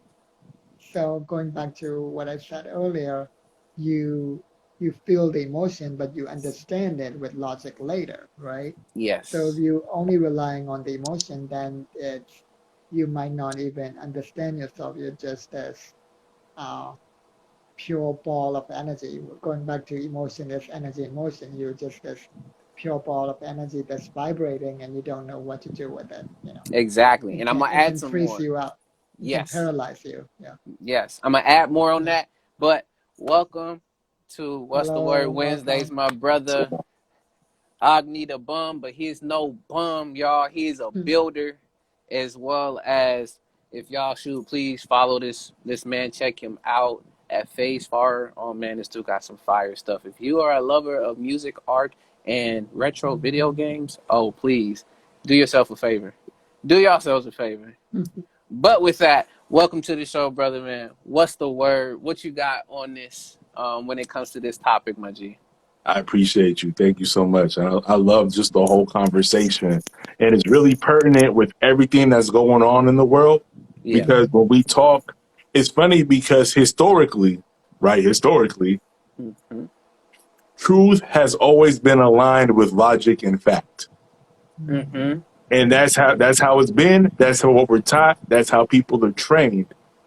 But we're starting to see now that that's not always the case. That truth can often be aligned with how we perceive things to be and how we feel Mm-hmm. things to be. And I feel like lately, or what's hot in the streets right now, is that truth is actually what you feel. And Mm-hmm. it's more linked with emotion than it is truth. Because Mm. take any major political event that's happened in the U.S. since Yes. 2016, really, then people are like, well, there's widespread skepticism when it comes to everything, and Mm-hmm. the truth has, I don't want to say denigrated or devolved, but it's definitely changed because now there Manipulated.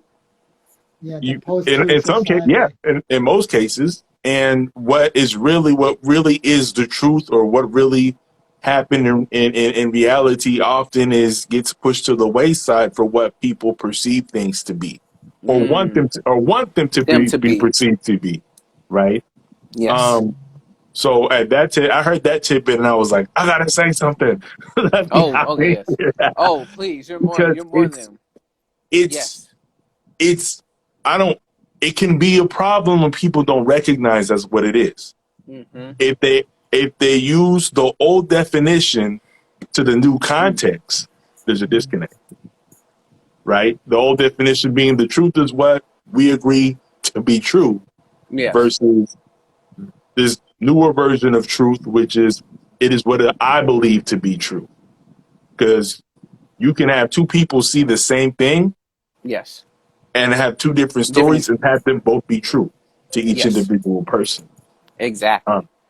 And I think that's happening more and more with everything, these Yes. days and how we consume our information. That's very What do you I'm true. guys so think? glad What do you you think? brought that up Be, because be it reminds me mm, of something Neil deGrasse Tyson said recently, and he made this distinction between a universal truth or scientific truth versus a personal truth or subjective truth. And he gave the yes. example of, for example, people who had so-called near-death experiences, and then they saw the light and all of that, and they might have even seen Jesus or the angels, depending on what religion they grew up in.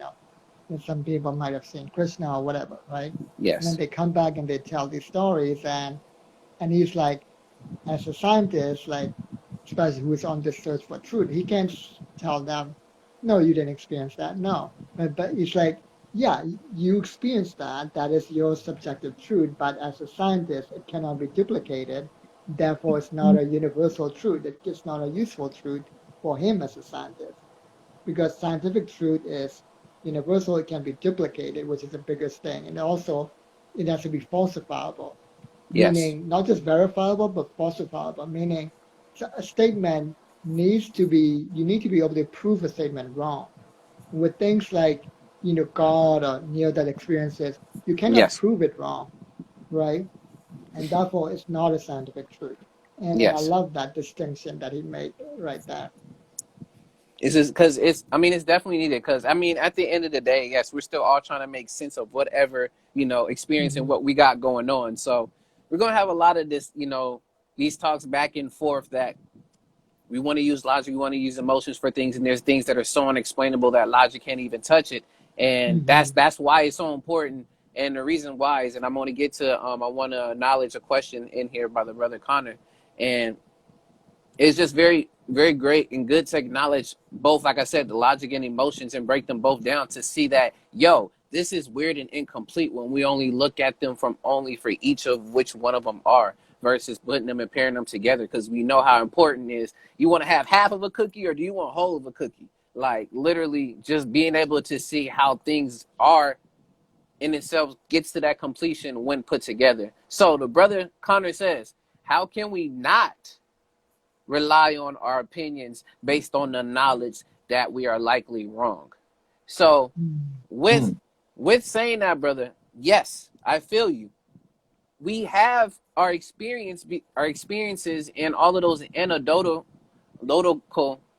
situations that happen to us, because some of those things ultimately add to the whole general logic of stuff that happen in life. So when people talk about, there's a 50% um, satisfaction rate when it comes to this particular, you can say, restaurant or someplace, but those are all based off of people's emotions and feelings, their own opinions. But it becomes a fact to you share with people that it's 50% because we're using more now logic and numbers. So with your thing to say is that, yes, by itself, it can be true, but also false at the same time, depending on how someone is looking at it. But when you add both in its entirety together, you start to get the full picture.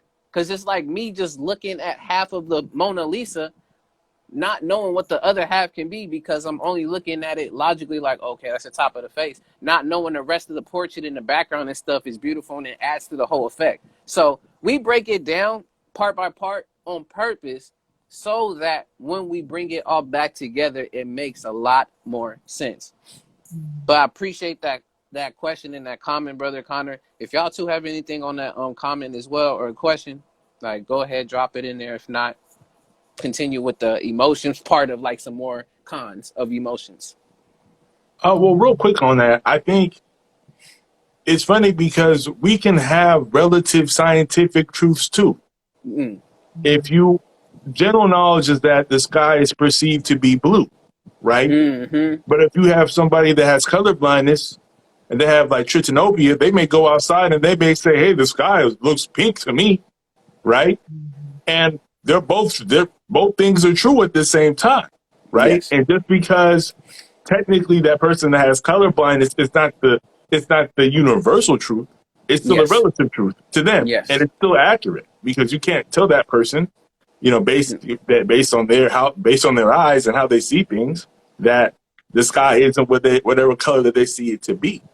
So I think I think we need both. We need, as human beings are perfect machines of both, right? Yes. We need scientific we need we need scientific information to make sure we don't die to Yeah. try to survive.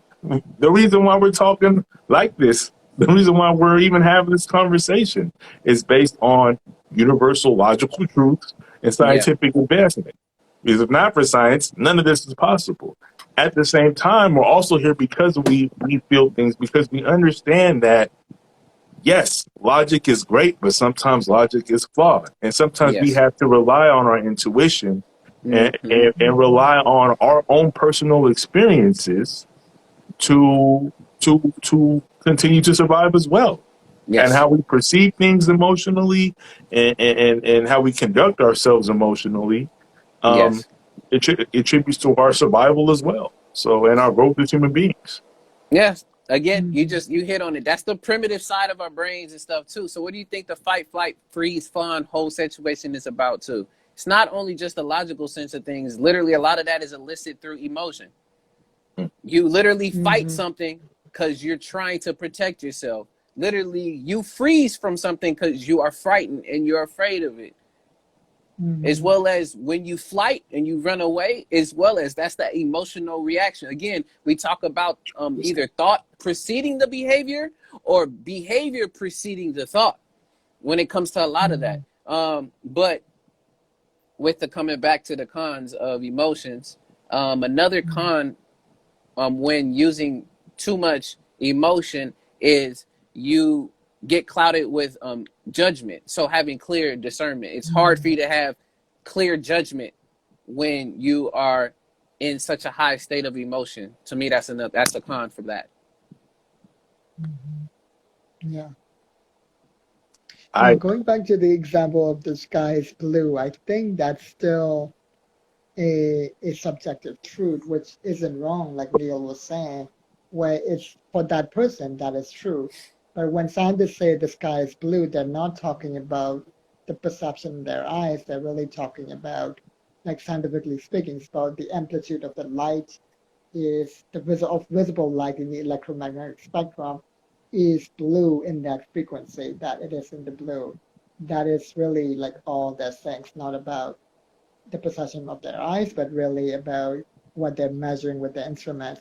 But you're right in that there is still a limit to what they can measure, which is what Chris is saying with Schrodinger's cat, because at the quantum level, the measurements break down and they don't even know. That's the Heisenberg's uncertainty principle, where they don't even know where an electron is. Where they can either know the position or they can know the velocity, but not both. So there are limits to what they can measure, and that's when we get into more of the relative. Right. Okay. I know you had something. I know he's gonna say something. No, I think he hit it on the nose in terms of there are things that we're not even able to measure, but we are still able to kind of define subjectively, right? Yes. And I think when it comes to emotion, I was going to build on what you were saying. I think oftentimes our emotions can be biased, right? Our emotions can be filled with our own personal biases, Yes. and emotions not necessarily rooted in almost like a hive mind. I can't. Very rarely can I make you feel something unless you're experiencing something at the same time. If we're both getting chased by wild beasts, then yeah, we both may feel fear in that instant. But if Yeah. I'm particularly scared, I can't pass that emotion onto you. I can't pass that experience onto you because I can't pass that perception onto you. Right? Our perceptions are different. Yes. So emotions, as powerful as they are, Yeah. and as important as they are for our survival, they can be just as flawed as bad logic is, in those particular instances as well. True.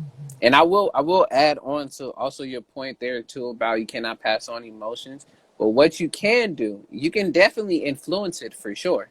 Oh, Because yeah. it definitely depends on the person. Because again, when people say, Especially with the stories you tell people. yes, and literally when people say that, oh, you made me do this or they made me do that, if we really get down to the crux of things, that person didn't technically make you do it. Especially, we'll just put out the point of coercion and being bullied and like being forced to do things. That's a whole nother set.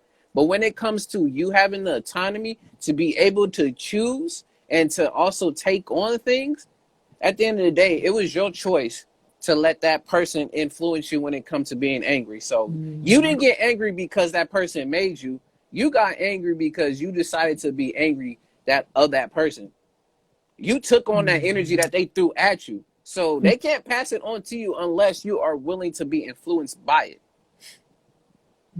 So I just wanted to add a bit on top of there. But we That's got an the important brother. distinction, because that's when we get into what I said earlier, the victim blaming and the reverse victimhood, right? Like, like a man hitting his wife and saying, she made me do it. She didn't make him do it, right?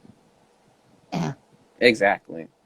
Let's see. Connor, the brother said, there's reason for every psychological response, whether it be something rooted in us through our genetics or something we have experienced throughout life, or a combination of both.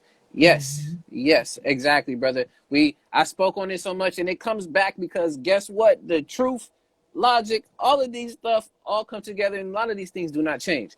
But that's why the whole debate against nurture versus nature, of how your biology and your environment and everything has an influence in your experiences, that all ties into stuff. There's just not one thing that's like, this is the deciding factor of why you are who you are or you do what you do. No, shoot, it might be because that day it was cold outside, so that's why you got a jacket. It's not because you just a jacket person.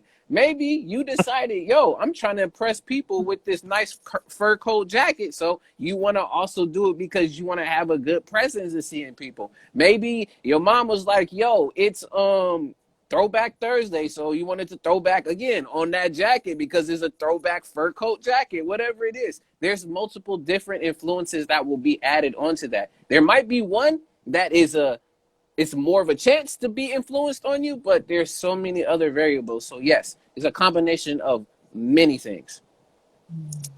Definitely. Any other cons for emotions?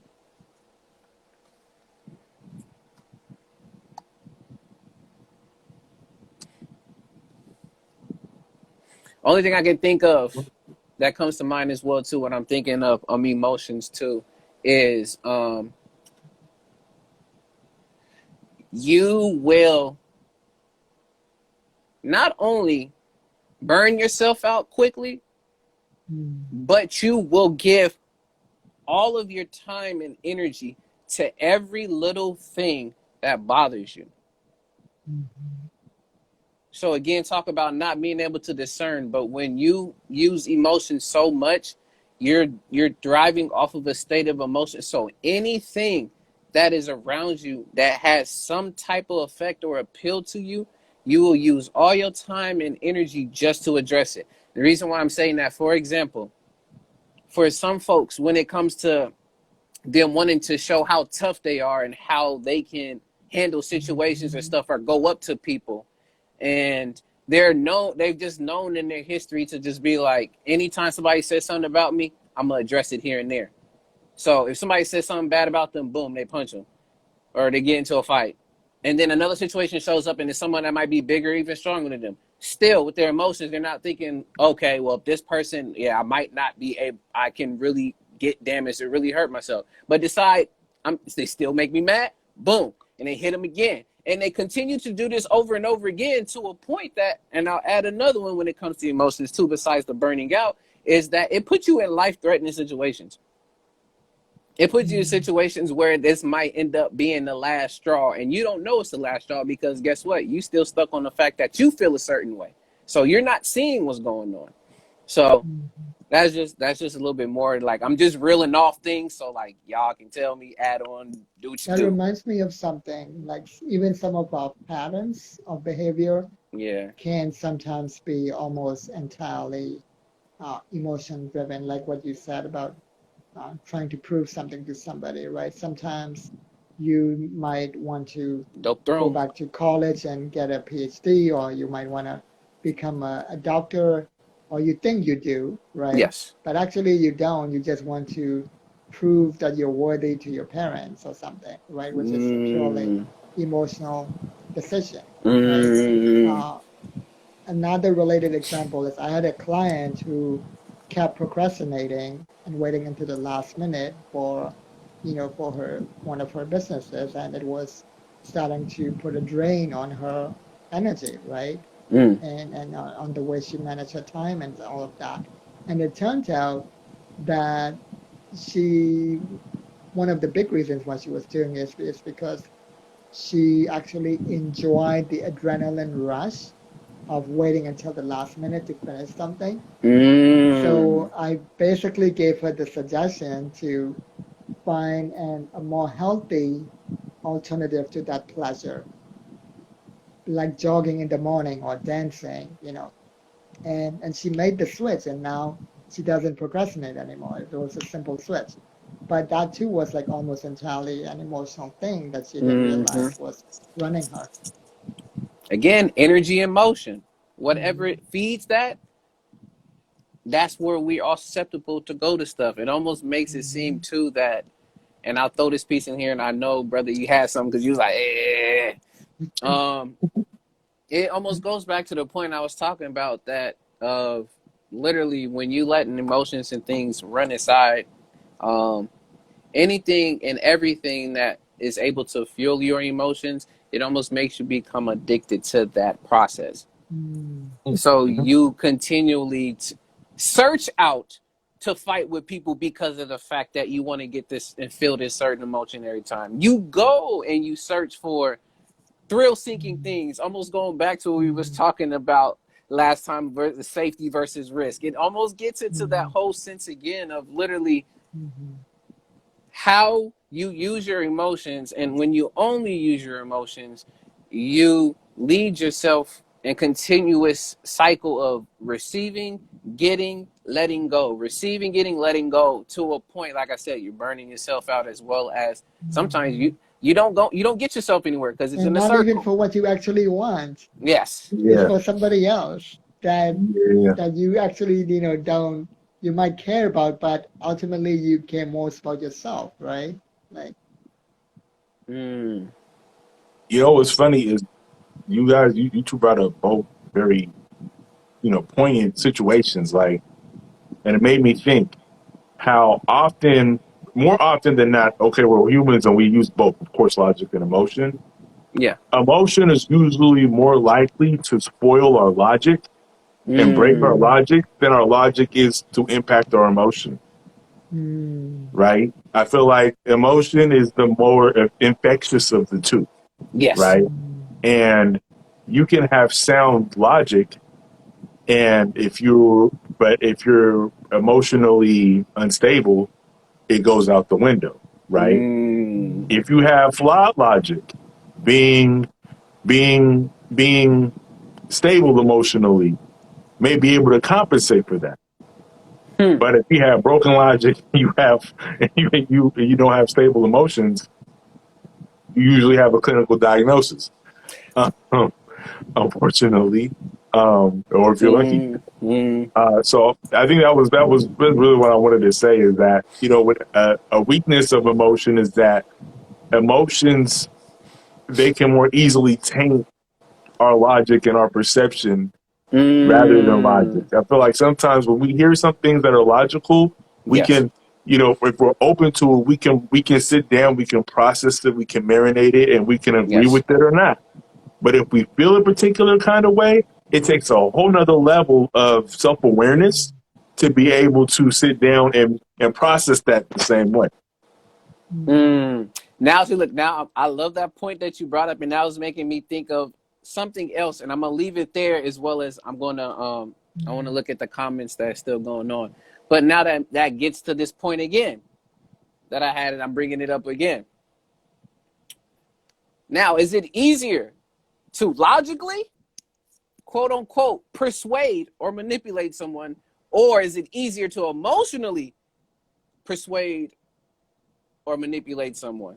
Y'all marinate on that while I'm looking at these real quick, and we'll continue. mm, All right, brother says they can be hormonally based. Basically, you know you are wrong and still feel a certain way about something. Yes, intuition. It's always a thing. Like making sure. That's why it's not only just up here. That's why it's the combination of both. Because something intrinsically can feel so wrong, but you want to make sure that you address it. But logically, it does not make any sense. Exactly.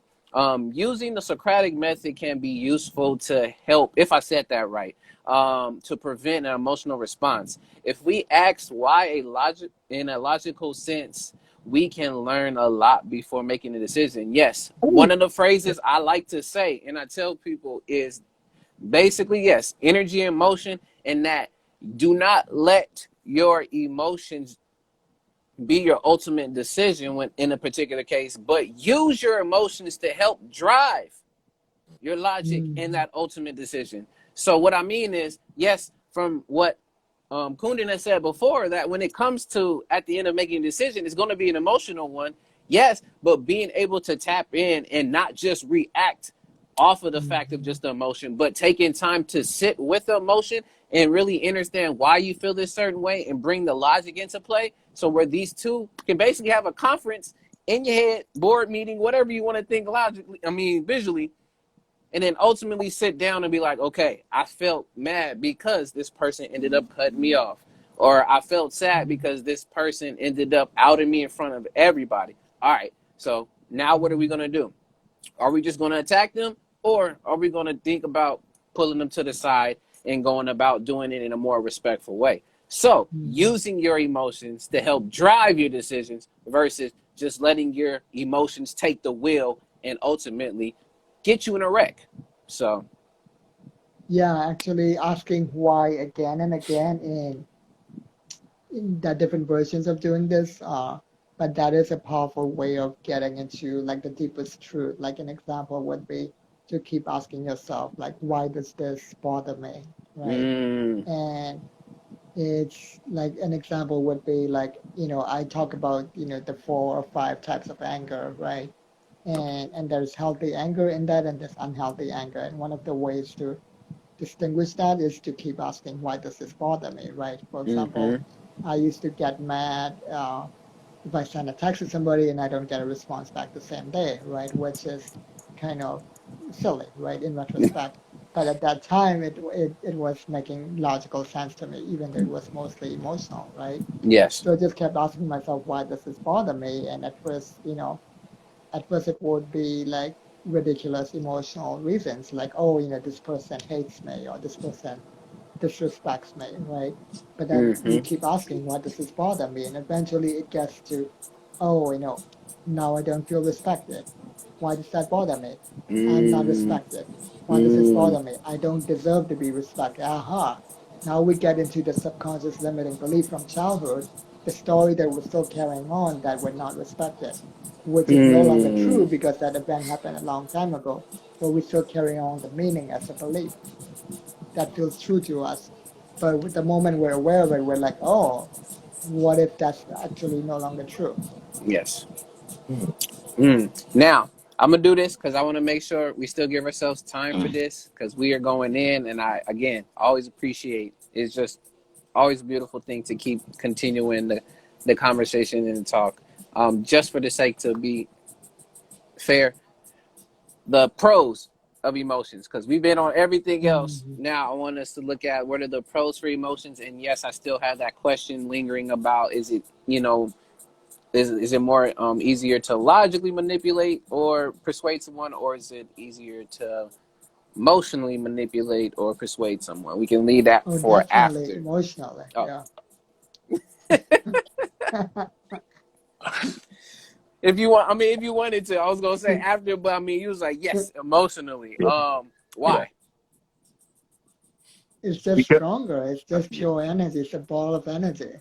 It cuts through the logic. Like, yeah. Mm, yeah. Emotions, and emotions are easier to appeal to. Mm-hmm. Emotions are easier to appeal to. It it's harder to appeal to anything logically. For instance, being in the mm, States, uh, universal health care makes sense logically, but fear of changing the system as it is holds us mm, back, right? Doesn't make Mm-hmm. sense, but it's that there's that fear. So mm. what do you do? You're right. Look at see Mm-hmm. now. I'm gonna throw this back in, and this is another shout out again to Kundan. Um, Now, when I'm thinking of logic and Right. emotion, go ahead. I'm thinking of truth in the story. Because Mm-hmm. if you think about it in Mm, that particular case, and Agni, so Kundan had basically a great way of explaining how literally um, having a story along to come along with the truth is how people actually get to really get the full lesson or moral of a Mm-hmm. particular story. So Yep. when we see something logically at times it's like yeah we see that but ultimately sometimes it don't matter how much you can give people factual information and logic that doesn't necessarily mean that they're going to change their opinion or thoughts and minds on something especially if they are emotionally and deeply tied to something so for you to be able to quote unquote sway or just in a case be able people to really let it sit in you add in that piece of emotion or you bring that story along with the truth or that logic so that it can be digestible for folks to be like, oh, now I get why you should not ever leave your car battery on because not Mm-hmm. only does it do things harm to the environment, but shoot, if you're running late one day at work and you trying to get and leave quickly and your car won't start, that's the reason why. So it's more so peering into the fact of not only the emotional side, but also the logical and the truth side of it. But yeah, Mm-hmm. I, Yeah, but also going back to what you said about universal healthcare, like a similar thing happened with canceling student loan debt, right? And exactly. Nancy Pelosi a few weeks ago, like I mentioned to you before, said something so ridiculous, but logically it doesn't make sense, but emotionally, I know what she's appealing to. She's appealing to jealousy, status, competition, right? When she said mm-hmm, that, she was like, "Oh, like we shouldn't cancel student loan debt because what if you don't have a child and you're paying for somebody else's taxes, or what if your child doesn't go to college and and then you're paying for somebody else's I'm like, that doesn't even make any sense. But emotionally, we feel the jealousy, we feel the loss of status, and it just drives you crazy. That's what she Mm, was doing with that statement. yes. Exactly. And to build upon that, most people won't take the next logical step and be like, well, we paid for a war in Afghanistan for the last 20 years, and I didn't have to say Right. whether Yeah. or not I paid for that. Yeah. So people Mm-hmm. will emotions more likely to stick. When you get to the Mm-hmm. voting booth, you may not always remember a logical argument or a logical reason why you needed to vote for something, but you'll remember, oh, okay, this bond measure is for the kids. That's for schools. Mm-hmm. So we'll do that. Oh, it's for the environment. We got to save planet Earth. We'll do that. And then it's funny. Well, people will be like, well, I don't know about this tax thing. I'm just going to mark yes or mark no, and because people don't understand it. And sometimes Mm, people use the lack of an emotional response yeah. often to manipulate that too. Yes. So Like what's going on right now, y'all. So it lets me know, honestly, when it comes to news and reporting and things of that nature, is it truly based on giving you guys all the facts and the logic to give you what is there? Or is it to give you the emotional response of all these stories and to sensationalize what things are going on to get it across to people? Are we really logically breaking down and giving people all the facts, or are we just really more so tying into grabbing people's emotions? you And in grab this it. No, particular case, like Go ahead, Kundan. Yeah. at least some newspapers have at least a bare minimum ethics where they, if they have an opinion column, they would say it's an opinion piece. yes, But I feel like even those newspapers, even when they have so-called factual reporting, the author's biases are going to come in. You can't avoid that. So you have to be able to see through that too, even when yes. it comes to the so-called factual news reporting. Yeah. So what is real news and what is fake news? But I'm not gonna do all of that. But Yeah. yeah, if y'all see me using my hands, yes, I talk with my hands. So like I'm using every way to like let y'all know. I'm not like trying to attack y'all or anything at the screen. I just like using my hands and my body when it comes to explaining things. There's that's the emotion that I'm using. Right, right, Um right. but go ahead, go ahead. I see you have something, brother. I mean, first of all, I mean, most news is not informational, it's infotainment. And we need Mm-hmm. entertainment to be engaging. So then Yes. that way we can connect with it better, right? Yes. Which is why most people can remember lines from their favorite movie and not lines from their local news. Um, Mm, it's just that's just the way we're built. We're built. We are built better emotional receivers than we are logical ones. Especially when it's dumbed down and made easy for us. Um, and mm, yes, Kuna hit it on the nose. There is so much bias soaked in. I mean, even how the stories are framed, yes. even before you see them on the TV screen or even read them in the paper or whatnot, the way Yes. they're framed, the slant is already there. So Mm-hmm. you you even before you consume it, there's already bias, there's already taint, there's already misinformation or calculations to make sure that you connect with whatever they want you to connect you with. So Exactly. Mm-hmm. I think it's very funny because the way we're taught logic and emotion, the way we're taught it, Yes. and the way that it's applied in our daily lives Mm-hmm. can be often two different things, two Yes. completely different things. Yes. Mm-hmm. And Chris, yes, Yeah. And even clickbait the for facts can sure. be like can be twisted into make it more like emotional or biased. Like a good example is like back in around like 2016, there was a case of the Stanford rapist who raped this drunk woman in their on the campus behind their dumpster. But every newspaper reported him not as a rapist, but as a Stanford star swimmer, which is Hmm. factual. Yeah, he was a swimmer, but you could have said rapist instead of swimmer. And whereas the other person she was simply Emily Doe because they had to protect her identity. Like she eventually came out with her real identity, like a year or two ago with her new book, Know My Name. And it's called Know My Name precisely because it was all about him rather than her. So it was her taking back her story and saying, hey, my real name is Chanel Miller, know my name. Yes.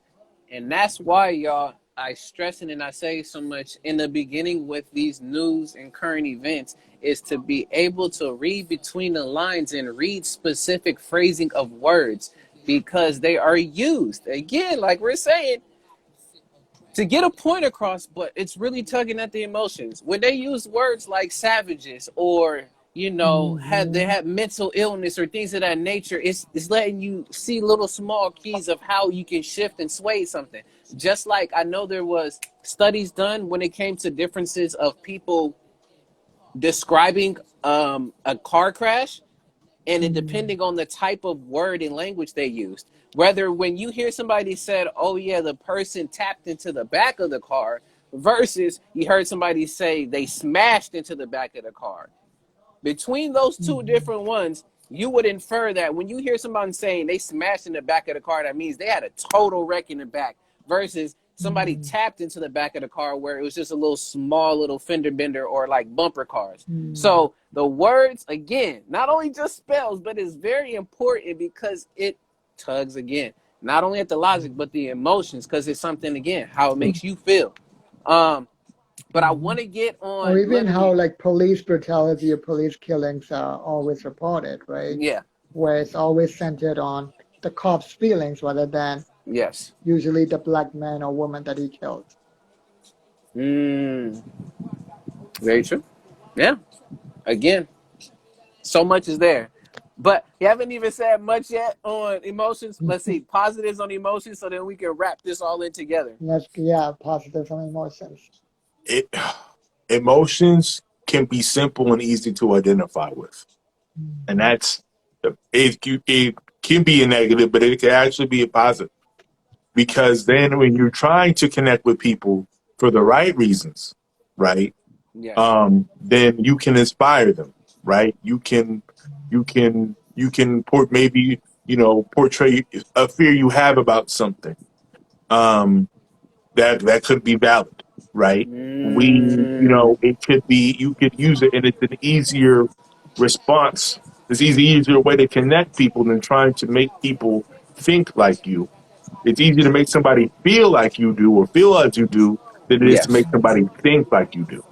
Mm, Mm, that's a good point. Hmm. that's very true. What's going on, It's also like BK? that quote: "People will not remember what you said or what you did, but they'll remember how they felt in your presence." Right? Yes, exactly. Mm. Another pro besides of being able to identify something very simply with emotions. Um, you're very in tune with, we can say again, with like the spiritual and all of those metaphysical and things of that Hmm. nature when you are in there with your emotions. So Hmm. it gets you closer to, again, that deeper and that creative side, because there's things like we said that you cannot logically explain, that it is only meant for the intuition and the deeper side of that self to get to. So Yeah, I like feel art and emotions is music very, and nature. Right? yes, Yeah. yes. So emotions can help you tap into that much easier. Hmm. They're also your guidance system, really, because Mm, as I said earlier, the emotions come first. Like that's why I've written at least three articles on this. One is published on medium.com when I wrote the positive uses of negative emotions. Then I wrote mm, on Elephant Journal, I wrote asking pain for its message, uh, because sometimes you get sick because yes. you keep not always, but there are cases where you get sick because you keep ignoring your initial signals from your body. So first you feel like a tension in your body, then you get the strong emotions, and eventually, if you ignore that, it becomes like a physical pain. Yes. So sometimes pain is manifestation of ignored emotions, right? And I also wrote my Mm, article on the four types of anger. So all of these are like signals telling you, like, what you need to know. Like, like with anger, for example, if a boundary has been violated, you know Yes. uh, that will tell you what to do if you ask the emotion. Then that's by the time you get to ask the emotion, that's when the logic comes in, right? Yes. But it always starts with the emotion first. The trick is to figure out how to respond in a way to make the emotion actually useful for you instead of reacting immediately. All right.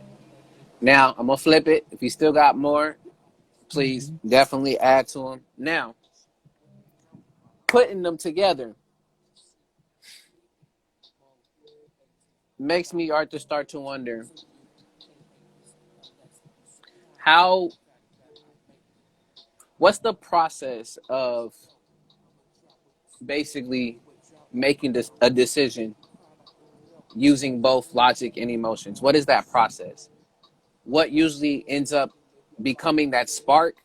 And we already talked about, we know what the end piece is used, but what is that process of deciding using both logic and your emotions? I think it depends on the situation. Mm-hmm. Very true. I think it's situational. If it's something like a fight or flight, like for instance, it's emotional at first. You're getting robbed. Okay. Oh snap, I'm getting robbed. Okay, now what do I do? Yes. Right. And of course, if your emotions take over, you may act in a way that could essentially get you killed. Right. Mm-hmm. But then if you think your way through, you may be able to remember some sort of training you had. You may be able to remember, you may be able to just think of what to talk or what to say and maybe find a way to de-escalate the situation. But it's harder to do that if you're kind of still in a hyper emotional state. Yes. Um, Vice versa, I'm thinking, for instance, if you're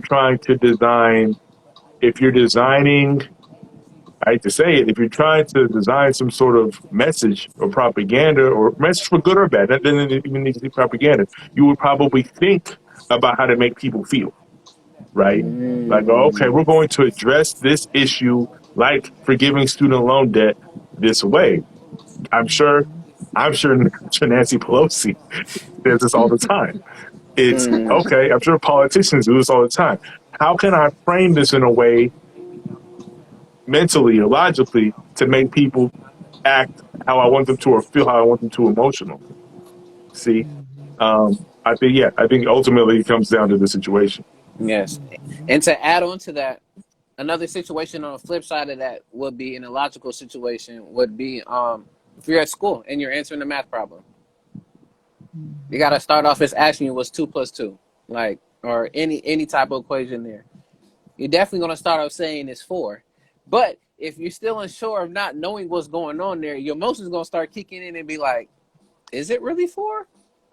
Is it 5? Is it 3? Like, which one is it? So, like you said, it's very situational which one can lead and which one's going to take you and guide you there at the end of the day. But yeah, go ahead. It's funny now that you say that, you bring up another time where emotion can kind of take over. Is sometimes when the logic breaks down, right? When you don't know how to do the Mm. math problem, you're like, it's multiple choice. I'm just gonna mark C because that's what I Ah. feel. It's like, oh Mm-hmm. man, I feel like I want an A on the test. Let me mark this A real quick. Yeah. Yep. Yeah. Yep. But Yeah. yeah, when logic breaks down, you turn to those emotions.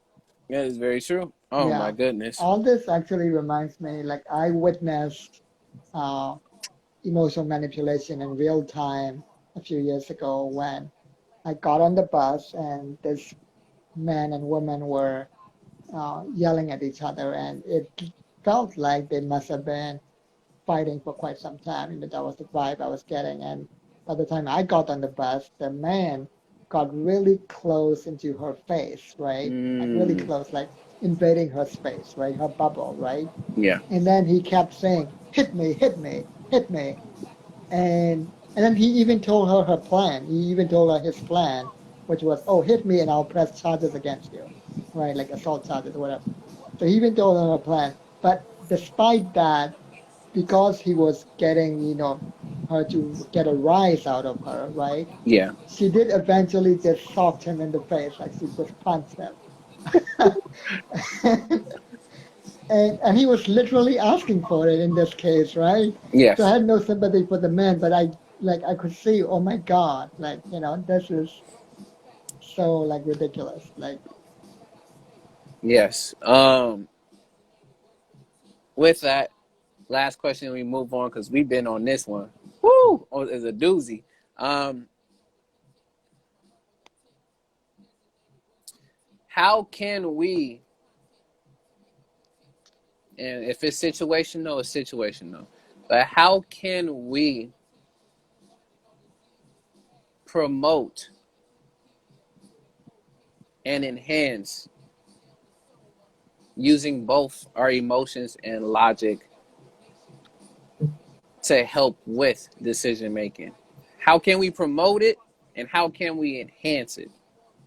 I know earlier you was talking about classes and definitely schools and having different lessons on this. that But would be a good one. Yeah. what are some other ways that we can promote and enhance using both logic and emotions to make our decisions? Like even shows like this one, we should have more of these types of shows, Mm, or even real time conversations in person where we have just similar to like the More Better Mondays, right, that we used to do, but more contextual, more specifically related to just training people in both things like logical fallacies and cognitive biases, but mm, also in emotional intelligence, like really helping you understand what each emotion is for and what the signals are all about. mm. I have to agree. I think it comes down to education for both.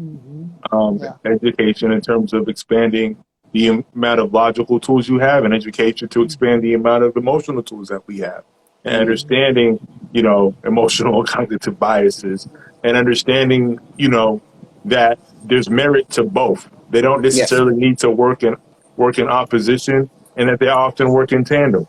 Yes. Um, and ultimately, at the end of the day, I think it's getting that experience. But I think, and correct me if I'm wrong, in both cases, it has to be an external stimuli.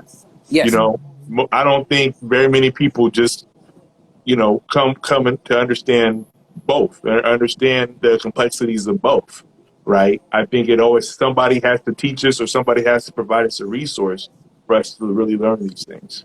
Yes, and look at your point right here, and I'm Hmm. gonna connect your point with the brother's point down here in the comments, and I'm gonna say, living in the moment and understanding how our actions can influence the future. Yes, so being able to take what you've learned through your experiences and use that to help drive and figure out what's going on with you internally. So, folks, this is one thing, and I've said it a few times too. That is a key to life.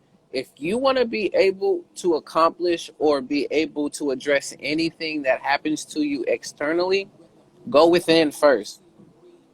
Get all that you need from within, build that from within, because then what happens is, even within going into yourself, you figure out a solution to what's happening outside around you. And when you take that from what you've learned from within, because something outside of you was saying, yo, this is happening right now, what you gonna do? And you go in Hmm. and you're thinking, and I was saying this last time, your brain is where? It's inside of you. It's not outside your head. You're not wearing your brain on your head like a cap or anything of that sort. It's inside of you. So knowing that, going inside of yourself to figure these things out will help to not only understand being in that moment, in the present, to help you understand your actions, and things can help you in the future. But yes, there's always something outside of you that helps you to figure something out, but it is not the end all be all though. I want to counter you though, Let's do it. and say that because it comes down to the nature versus nurture, right? Yes. You are not wrong. I feel like you can do that when you have the tools, but Yes. kids are different, right? When you have a child, everything that they get is external, right? Usually Mm-hmm. from their parents or their environment, and that's how they learn things. Because most, for instance, 7-year-olds may Yes. not have the cognitive or logical tools yet Not to yet. be Yep. able to do that. If they are, that They're gifted. But I think you're definitely right. You can do that to a certain point when you have that emotional awareness Yes. or the logical awareness to understand that, okay, you're able to parse these kinds of things. But I don't think Yes. we're able to do that until we reach a certain age, right? And then we can start to look within or look without and start to discern what it is that we're trying to find. Yes. What do you think? One more thing though, like a more fundamental challenge, ironically, is that is because people are too emotional and stuck in their story. Like, Yeah. so like we were talking about classes and education and even shows like this, or even with some of my Instagram carousel posts that I make, right? But the thing is, like, how do we even promote these types of topics, right? Because Yes. no one wakes up in the morning and says, "Oh, I want to understand logic better," "Oh, I want to understand emotions better." It doesn't keep them up at night either. What keeps Yes. people up at night is, "Oh, I want to make more money," or "I want to have more sex," or "I want to, be more healthy," or "I want to have a partner," like the big three, right? The wealth, Yeah. sex, money, power. And so almost like we have to approach indirectly and be like, okay, you want more money, you want more sex, this might help you. Yes. Yeah. There it is. Look, I could keep saying Yeah. more, but man, we got a lot and we're going to do this. So let me see. I'm going to get these comments real quick and then we're going to move to the last topic, y'all. And I guess, man, Mhm. we about to break another record with this one too. All right. So we got, and peace to my cousin as well as another brother, Prolific Hand. Shouts out to you, Hi, brother. Good to Denise. see you in here. And shoot, if y'all want to get y'all boxing workout in, and y'all just want the basics too, not to just emotionally start striking at people, be able to logically break them down. Go look up my brother Prolific Hands, man. My cousin, I love that dude. Get you right. All right. Let's see. Consciously realizing conditioned responses when a stimuli is given. Basically, slowing down and correcting the conditioned response when a stimuli is given. Yes, because if not, you're gonna become Pavlov's dog, and anything when it comes to conditioning you and just having that bell or whatever it is that brings you back again. Dopamine, we use all those different forms, will get you hooked to something. And it says the basics of behavioral therapy. Yes. Peace to you as well. And the last comment got in here, says as above so below, as within so without. Yes, ancestors told us to know thyself. Sometimes intuition supersedes intellect. Yes. And reason I would say on that point, especially with the as above, so below, those are some hermetic principles. If y'all don't know what hermetic and any of that is, look up the book, The Kabbalion, and it'll show you about all these different Yeah, principles. the seven But principles. Yeah. yeah, is that all those different principles. But when it comes to the intuition and intellect, and then we're gonna move to asking these effective questions. Mm. Oh, When we you haven't tap even into got to something, that, huh? yes, we haven't. When we tap into the universe, ancestors, whoever else out there and without, what do we use? They usually call it the unlimited unconsciousness or something in that particular case, the infinite consciousness. That means we don't only have our perspective. There's a perspective of you, me, them, us, past, present, all going on at the same time. So sometimes when it comes to intellect, it's only you as the person of what you've accumulated and learned over time. But when it comes to the intuition, it's something even further than that because it's tapping in from all various places. At least that's from my perspective. That can challenge me, but I definitely say that's the reason why, at least when it comes to the intellect and intuition, it's something inside of us that knows a lot more than what we have come to learn. I agree with you, definitely to an extent though. But I think the wisest among us would also admit that the most pertinent thing that they know is everything they don't know. Yeah. So at the same time, understand it. You could be logical and understand all of that. You can understand that that my logic is only limited, right? Yes. To beyond to beyond and be beyond is what is infinite.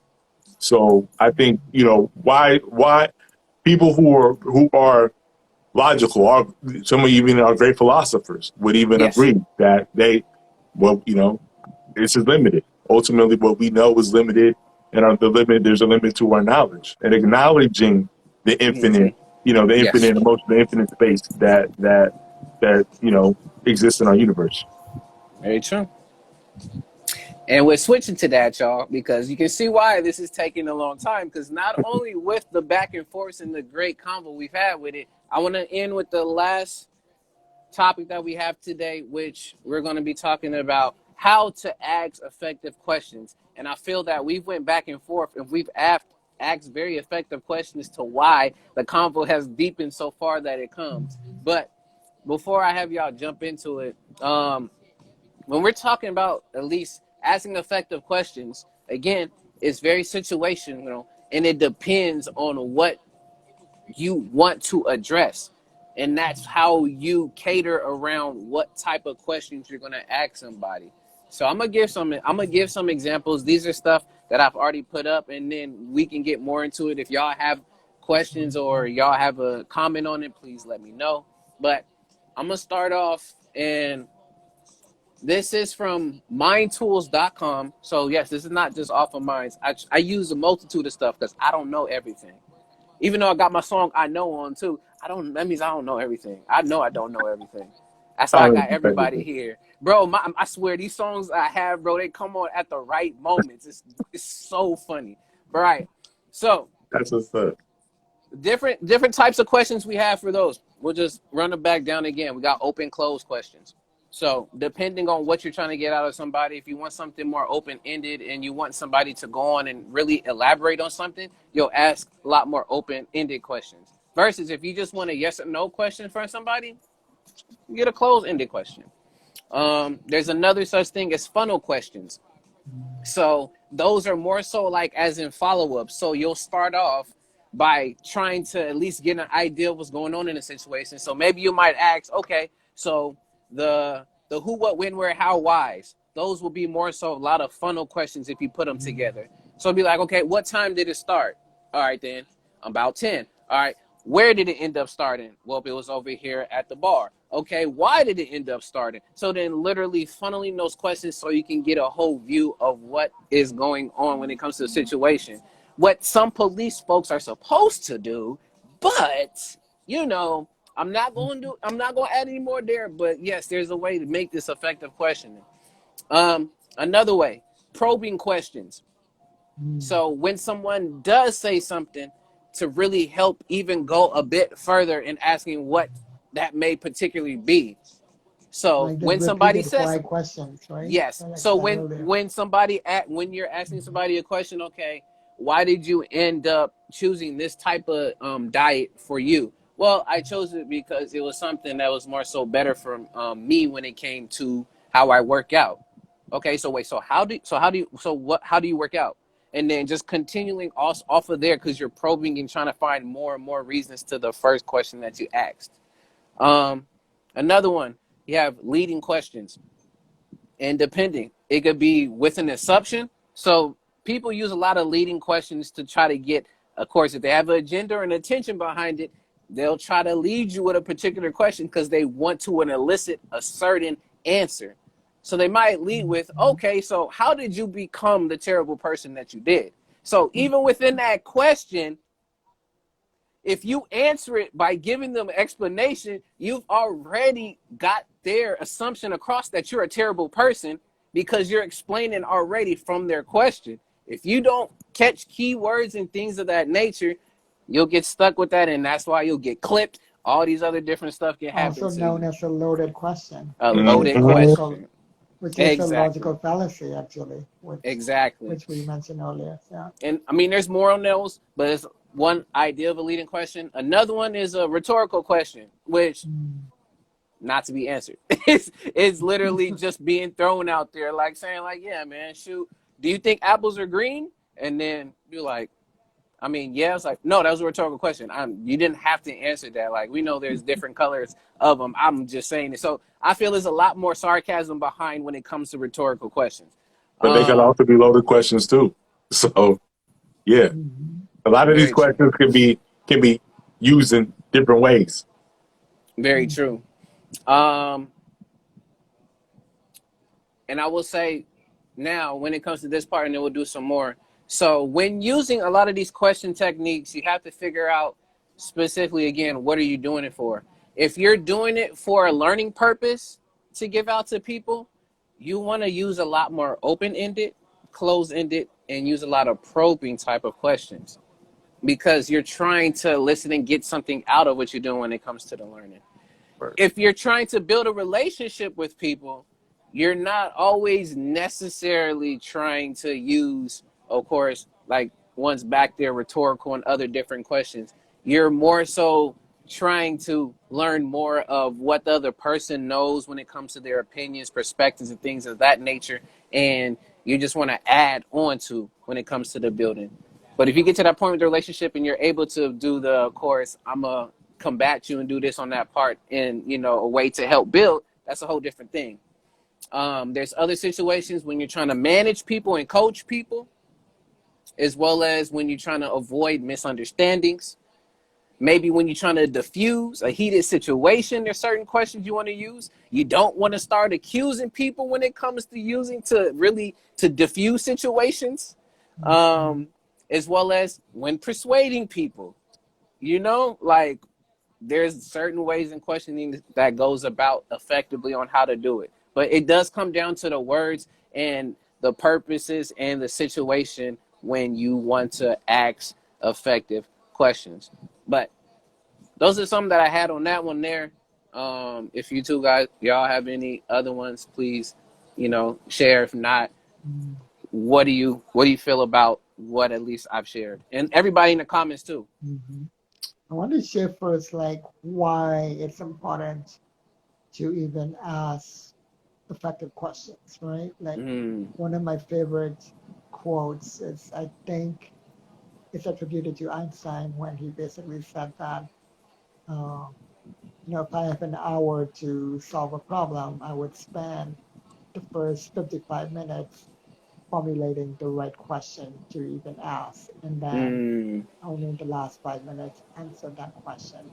So I think instead of specific questions, we need, like, similar to the education on logical fallacies, etc. We Yes. need different frameworks or models of asking effective questions. Like, for example, one of my favorite models is turning affirmations into questions, because then the mind is more open to receiving it. So, like, an affirmation like, say, I am rich or I am lovable, right? And the logic behind affirmations is that you have to keep repeating it, precisely because your mind resists it, because it's unbelievable to you. It's so out of touch from your Yes. belief system, right? So instead of fighting against your mind, you just ask, what if I'm rich?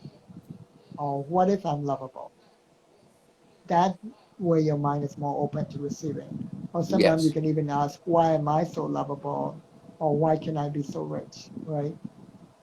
So that opens you up a little more. So it's Yeah. about, that's another way to ask effective questions, basically to turn uh, positive statements that your subconscious mind might actually resist, and turn them into questions for your mind to explore instead. Awesome. So yes, being able to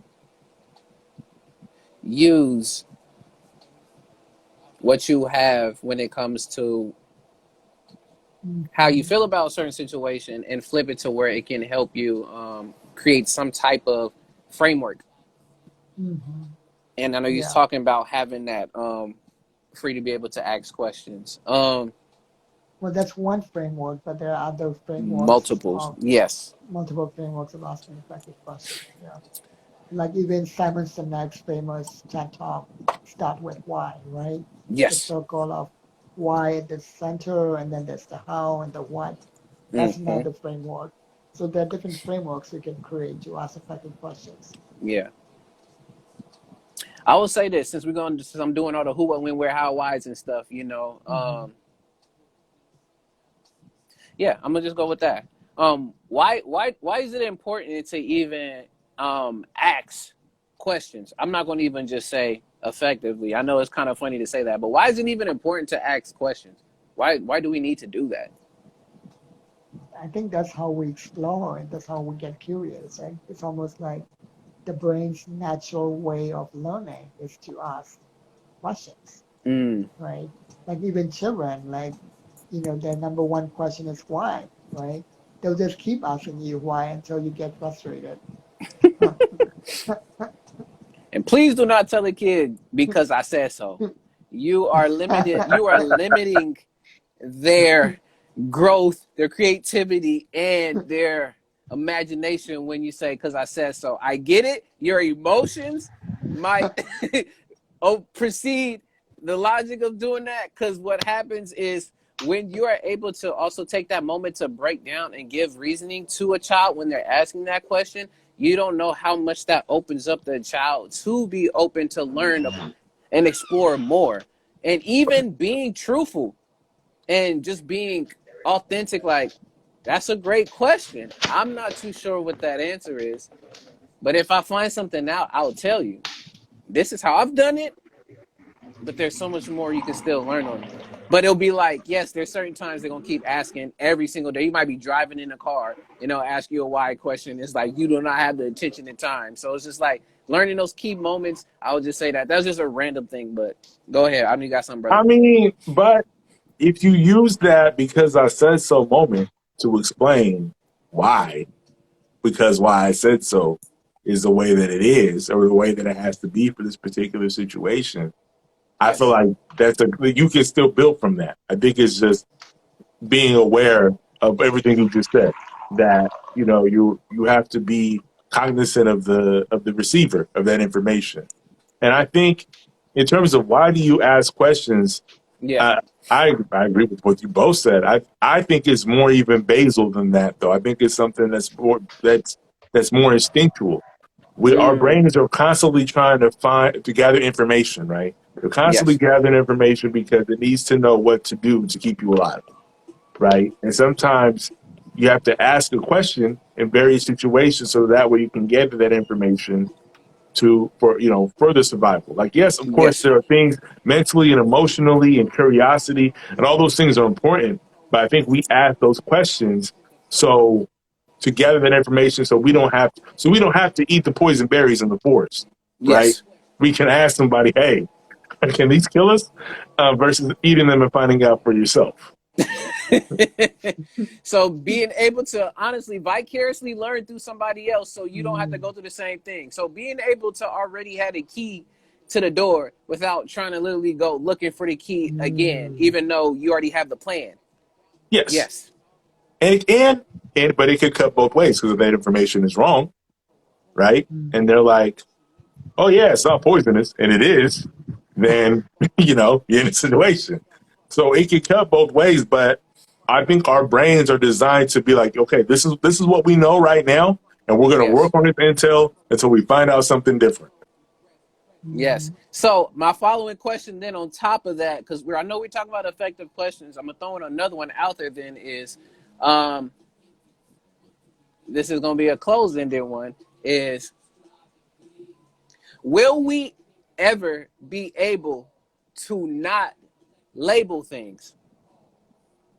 No, we will always label things And why? Why is that? because that is how the human experience. That's how living in this universe is. Even though spiritually we're taught that everything is comes from one ultimate energy, right? Yeah. How we live our day to day lives, we have to be able to discern things. Mm-hmm. You wearing your He was going in. Mm. Okay. Yeah, he ended up Oh, circling he's right finished. now. Uh, but Well, as while he's he's doing that, circling, I wanted to say even that example of, asking the person if the berries are poisonous, and they yes. might be wrong and you might die, depending on if they're wrong, right? Mm-hmm. But even that brings up another question, right? Which is also just as fundamental, which is this person trustworthy? And how do you find Mm, out if a person is trustworthy? Which is a fundamental question that, yes.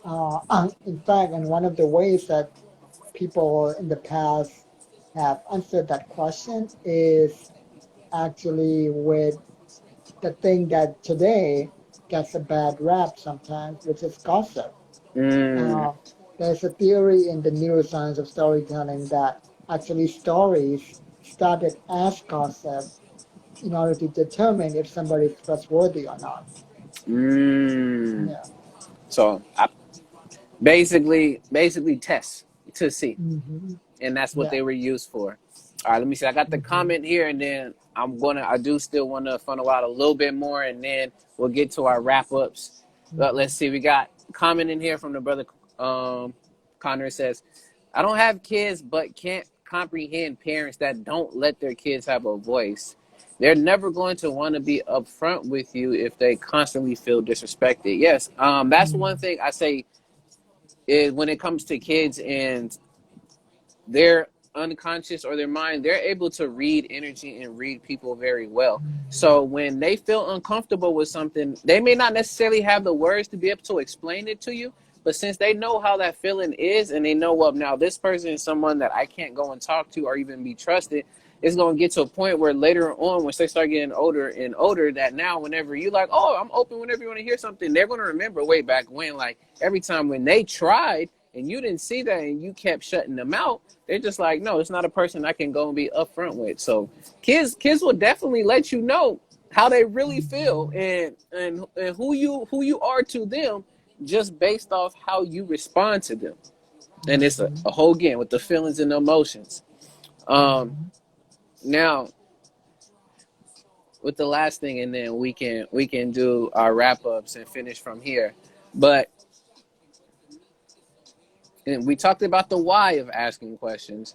Now,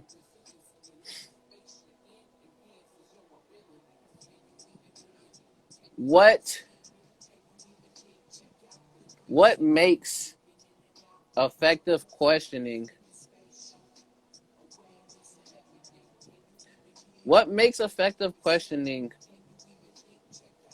a good way to understand things? I should say this. We'll just say this. How does effective questioning really help you understand things? I'll just put it there. So when we're thinking about that, so how does effective questioning help you understand things? Well, that's basically how you simplify and clarify things, right? Mm, And how you even put them into a logical sequence sometimes, mm. actually. Yeah, I may have used something very similar, but again, I'm just bringing it back forth here. I don't know if you got to hear brother, but the question I post out is how does effective questioning help you understand situations and things? Effective questions, I think, to sum in everything that we've been talking about, Mm-hmm. a good question hits us emotionally and logically, right? Mm, And because a good question will have that kind of imprint on us, I think it'll stick with us that way. A good question will make us ponder things intellectually and how we feel about things, yes, and how we want to explain our answer, and even how we influences how we answer things. yes, I think it kind of, and I think like the comment said, it helps us break things down step by step. And when we're better able to connect with the information, the mm-hmm. more likely we are to apply and use the information. Exactly, exactly. Mhm. Nah, y'all took my points exactly. That's how I was feeling. What it does, it really helps you not only learn step by step when it comes to stuff, but it also allows you for you to even go deeper than surface level of what you're learning on stuff. So for me, it helps you to unlock. And if folks don't know this, I'm gonna just give y'all a little bit of piece on this. I got 4 levels of understanding of how I look at it. So having an effective question not only helps you understand surface level what things are, it helps you understand how it has an effect on you, overstand how it has an effect on the community and things around you, and then outerstand of how that all connects to the world and the universe around you. When asking an effective question, it helps you get to multiple layers of a situation versus just only what there is. Like, okay, yeah, that is a car. Okay, but why specifically did I get this type of car? Well, I got the Prius because supposedly it's supposed to be eco-friendly for the environment, things of that nature. But ultimately, why else did they create the Priuses? And then again, it's the funneling of those questions to help you not only break things down step by step, like Connor said, and y'all ended up putting it together, but it helps you to get a whole world, if not view, and you see that everything is connected in some way, shape, or form. Um, The other thing too is that an answer, having an answer, you know, mm, even if it's a wrong answer, it doesn't matter if it's the right answer or wrong answer. Like just Mm. having an answer can be satisfying, but it can also be a dead end where you stop your curiosity, you stop your exploration. mm, Whereas a question doesn't need an immediate answer. That question can be something you explore for a while. You might explore for a few months or even a few years or yes. even a few decades. You know, this Yeah. is why we have so-called mathematical problems that have been unsolved for like 300 years or whatever, right? Yes. That's an example of a question that been constantly asked every year by not just one person, but by whole groups of mathematicians for centuries, Mm, over and over again that they've been exploring. But even though they haven't answered that question, the exploration of that question has led to other questions that has led to other breakthroughs in the meantime. exactly. So combos like this and people being able to bounce ideas and things off and forth not only inches you closer to your original question, but it can Mhm. inspire other many thoughts and questions. Exactly. Um, so with that, um, we're gonna start wrapping up, and before we end up doing that, again, I want to thank y'all, everybody who's tuned in. Appreciate your time, appreciate your support, as well as appreciate you too, as always. Yes, I do this all the time. I don't care if it keeps getting very annoying, but I have to show my support and my love. So thank y'all. Thank everybody too for listening as well. Hmm. Now with that, um, last points, anything, whether it's been the whole conversation or any lasting thoughts you want to leave on the people, um, one of you two, just let me know. You guys can start, whoever goes, and then I'm gonna just end it from there. Go ahead. Um, One thing I wanted to add is also regarding this whole topic of emotions versus logic and asking valid questions. I want more people to be aware of the difference between so-called neurotypical processing and neurodivergence. Okay. And it's a whole other topic, but one of the big ones is how we are sensitive to stimuli and how we process emotions. Like Mm, uh, there, and there are differences in degrees. Like there are some neurodivergent people who don't understand sarcasm at all. yeah. Uh, I don't understand sarcasm about half the time Mm, because my way of processing is very direct. I communicate very directly and I receive very directly. Now, I am mm, learning how to tell stories, so I am also learning how to be more emotional, sarcastic. right? Yeah. Right.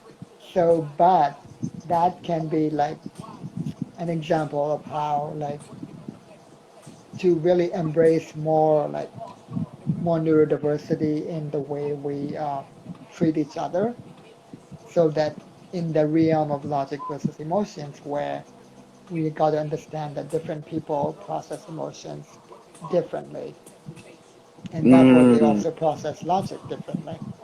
Mhm. And it's not neither is good or bad. It's both have their pros and cons, and it's good to have just like it's good to have a diversity of races and ethnicities and genders. It's good to have a diversity of neural processing as well.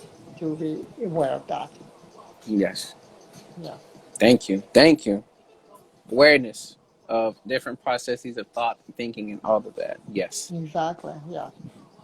All right. What you An got for us, example, a brother? big example Oh. of neurodivergence, by the way, is autism. So it's just another word. Mm, Sometimes it's just another word for autism, but it is a bigger umbrella too, where things like even epilepsy, Down syndrome can be part of mm, neurodiversity as well. Yeah. mm. Got you. I don't have much to add because he hit out the park with, as a final point, especially Mhm. as somebody who's been years working with neurodivergent populations, people with Asperger's, autism, Down syndrome. Mm, That was a huge formative part of my personal development and my professional development. And I agree. I think being aware of our inner biases and our inner fallacies, and mm, being open to how other people process things. They process things logically and process things emotionally in different ways is how we're going to eventually, hopefully, learn to understand each other better and come yes. together and start solving some of the bigger problems that face, you know, our communities, our countries, this planet, and the world, right? So I just think, just I thank you for hosting and having this conversation Mm, because, like we said earlier, we need more platforms that say, hey, we don't care necessarily about what you think mm-hmm. or what you feel, but we want you to understand why it is you may feel that way and Yeah. understand how others around you may feel that way as well. Yeah. And I think that's how we start chipping away at these walls of the various silos that have been built around us for various reasons, most times profit, unfortunately. Mm-hmm. But Mm-hmm. that's how we start to break things down and start to level with each other as human beings. Awesome. So being able to really take this time to not keep ourselves in these echo chambers and to expand beyond what there is and what all can be, because ultimately me do not know everything that there is within this universe, and we will not be able to. So that's why learning from others is also very vital. So that's why I always got to appreciate y'all, because I do every single time. It's always something I take away. Um, but appreciate y'all for Appreciate last you. thoughts. With this, y'all, just to wrap up, always remember when it comes to current events, just making sure that you're aware of what's going on around you in your situation as well as the world, because you'll be surprised. All these different variables do have somewhat of an impact on your daily life in some way, shape, or form. So please make sure you take the time to read between the lines and get up on the know of what's going on. Second, when it comes to logic and emotions, separating the two is not going to fully do the justice for you. So we can think deeply on both and how using logic can be a pro and con as well as emotions. But when it comes to putting logic and emotions together, it comes back to the reaction versus how you respond to things. So when you are using your emotions and your logic thoroughly together, your emotions effectively drive your decisions, which ultimately puts you in a state to create these effective decisions. Lastly, how to ask effective questions. It comes down to it situationally of what you're trying to get across, your intention. And ultimately, what a great, effective, or a great question does, it helps, again, like y'all said, to step by step be able to build those building blocks, be the builders over here, of not only a thought, a concept, or an idea, but to even have that inspire even more onsets of questions and ideas to help you become either better, to help influence others around you, as well as just to really just fully understand what's going on. So, with all of that, thank you everybody for tuning in. This has been another episode of What's the Word Wednesday, Season 2, Episode 24. So, shouts out to everyone that's watched, as well as those who will be watching later on Instagram or YouTube. If you're on YouTube, don't forget to like, comment, share, subscribe, and hit the notification bell for your boy, because there's more content like this coming all the time. We're on the road to 1,000 subscribers, so please drop a subscribe if you like what you're hearing. If not, it is all good. Shoot, pass it on and pass it on, because at the end of the day, each one teach one and continue to pass that on. So with that, I've been your brother A.D.V.I.S. This has been Kundan. This has been the brother Agni. And we will see y'all next time for another episode next Wednesday of What's the Word Wednesdays. So with that, peace and one love. See y'all next time. Peace, y'all. Peace. And come to the after show, bro. Well do. Well do.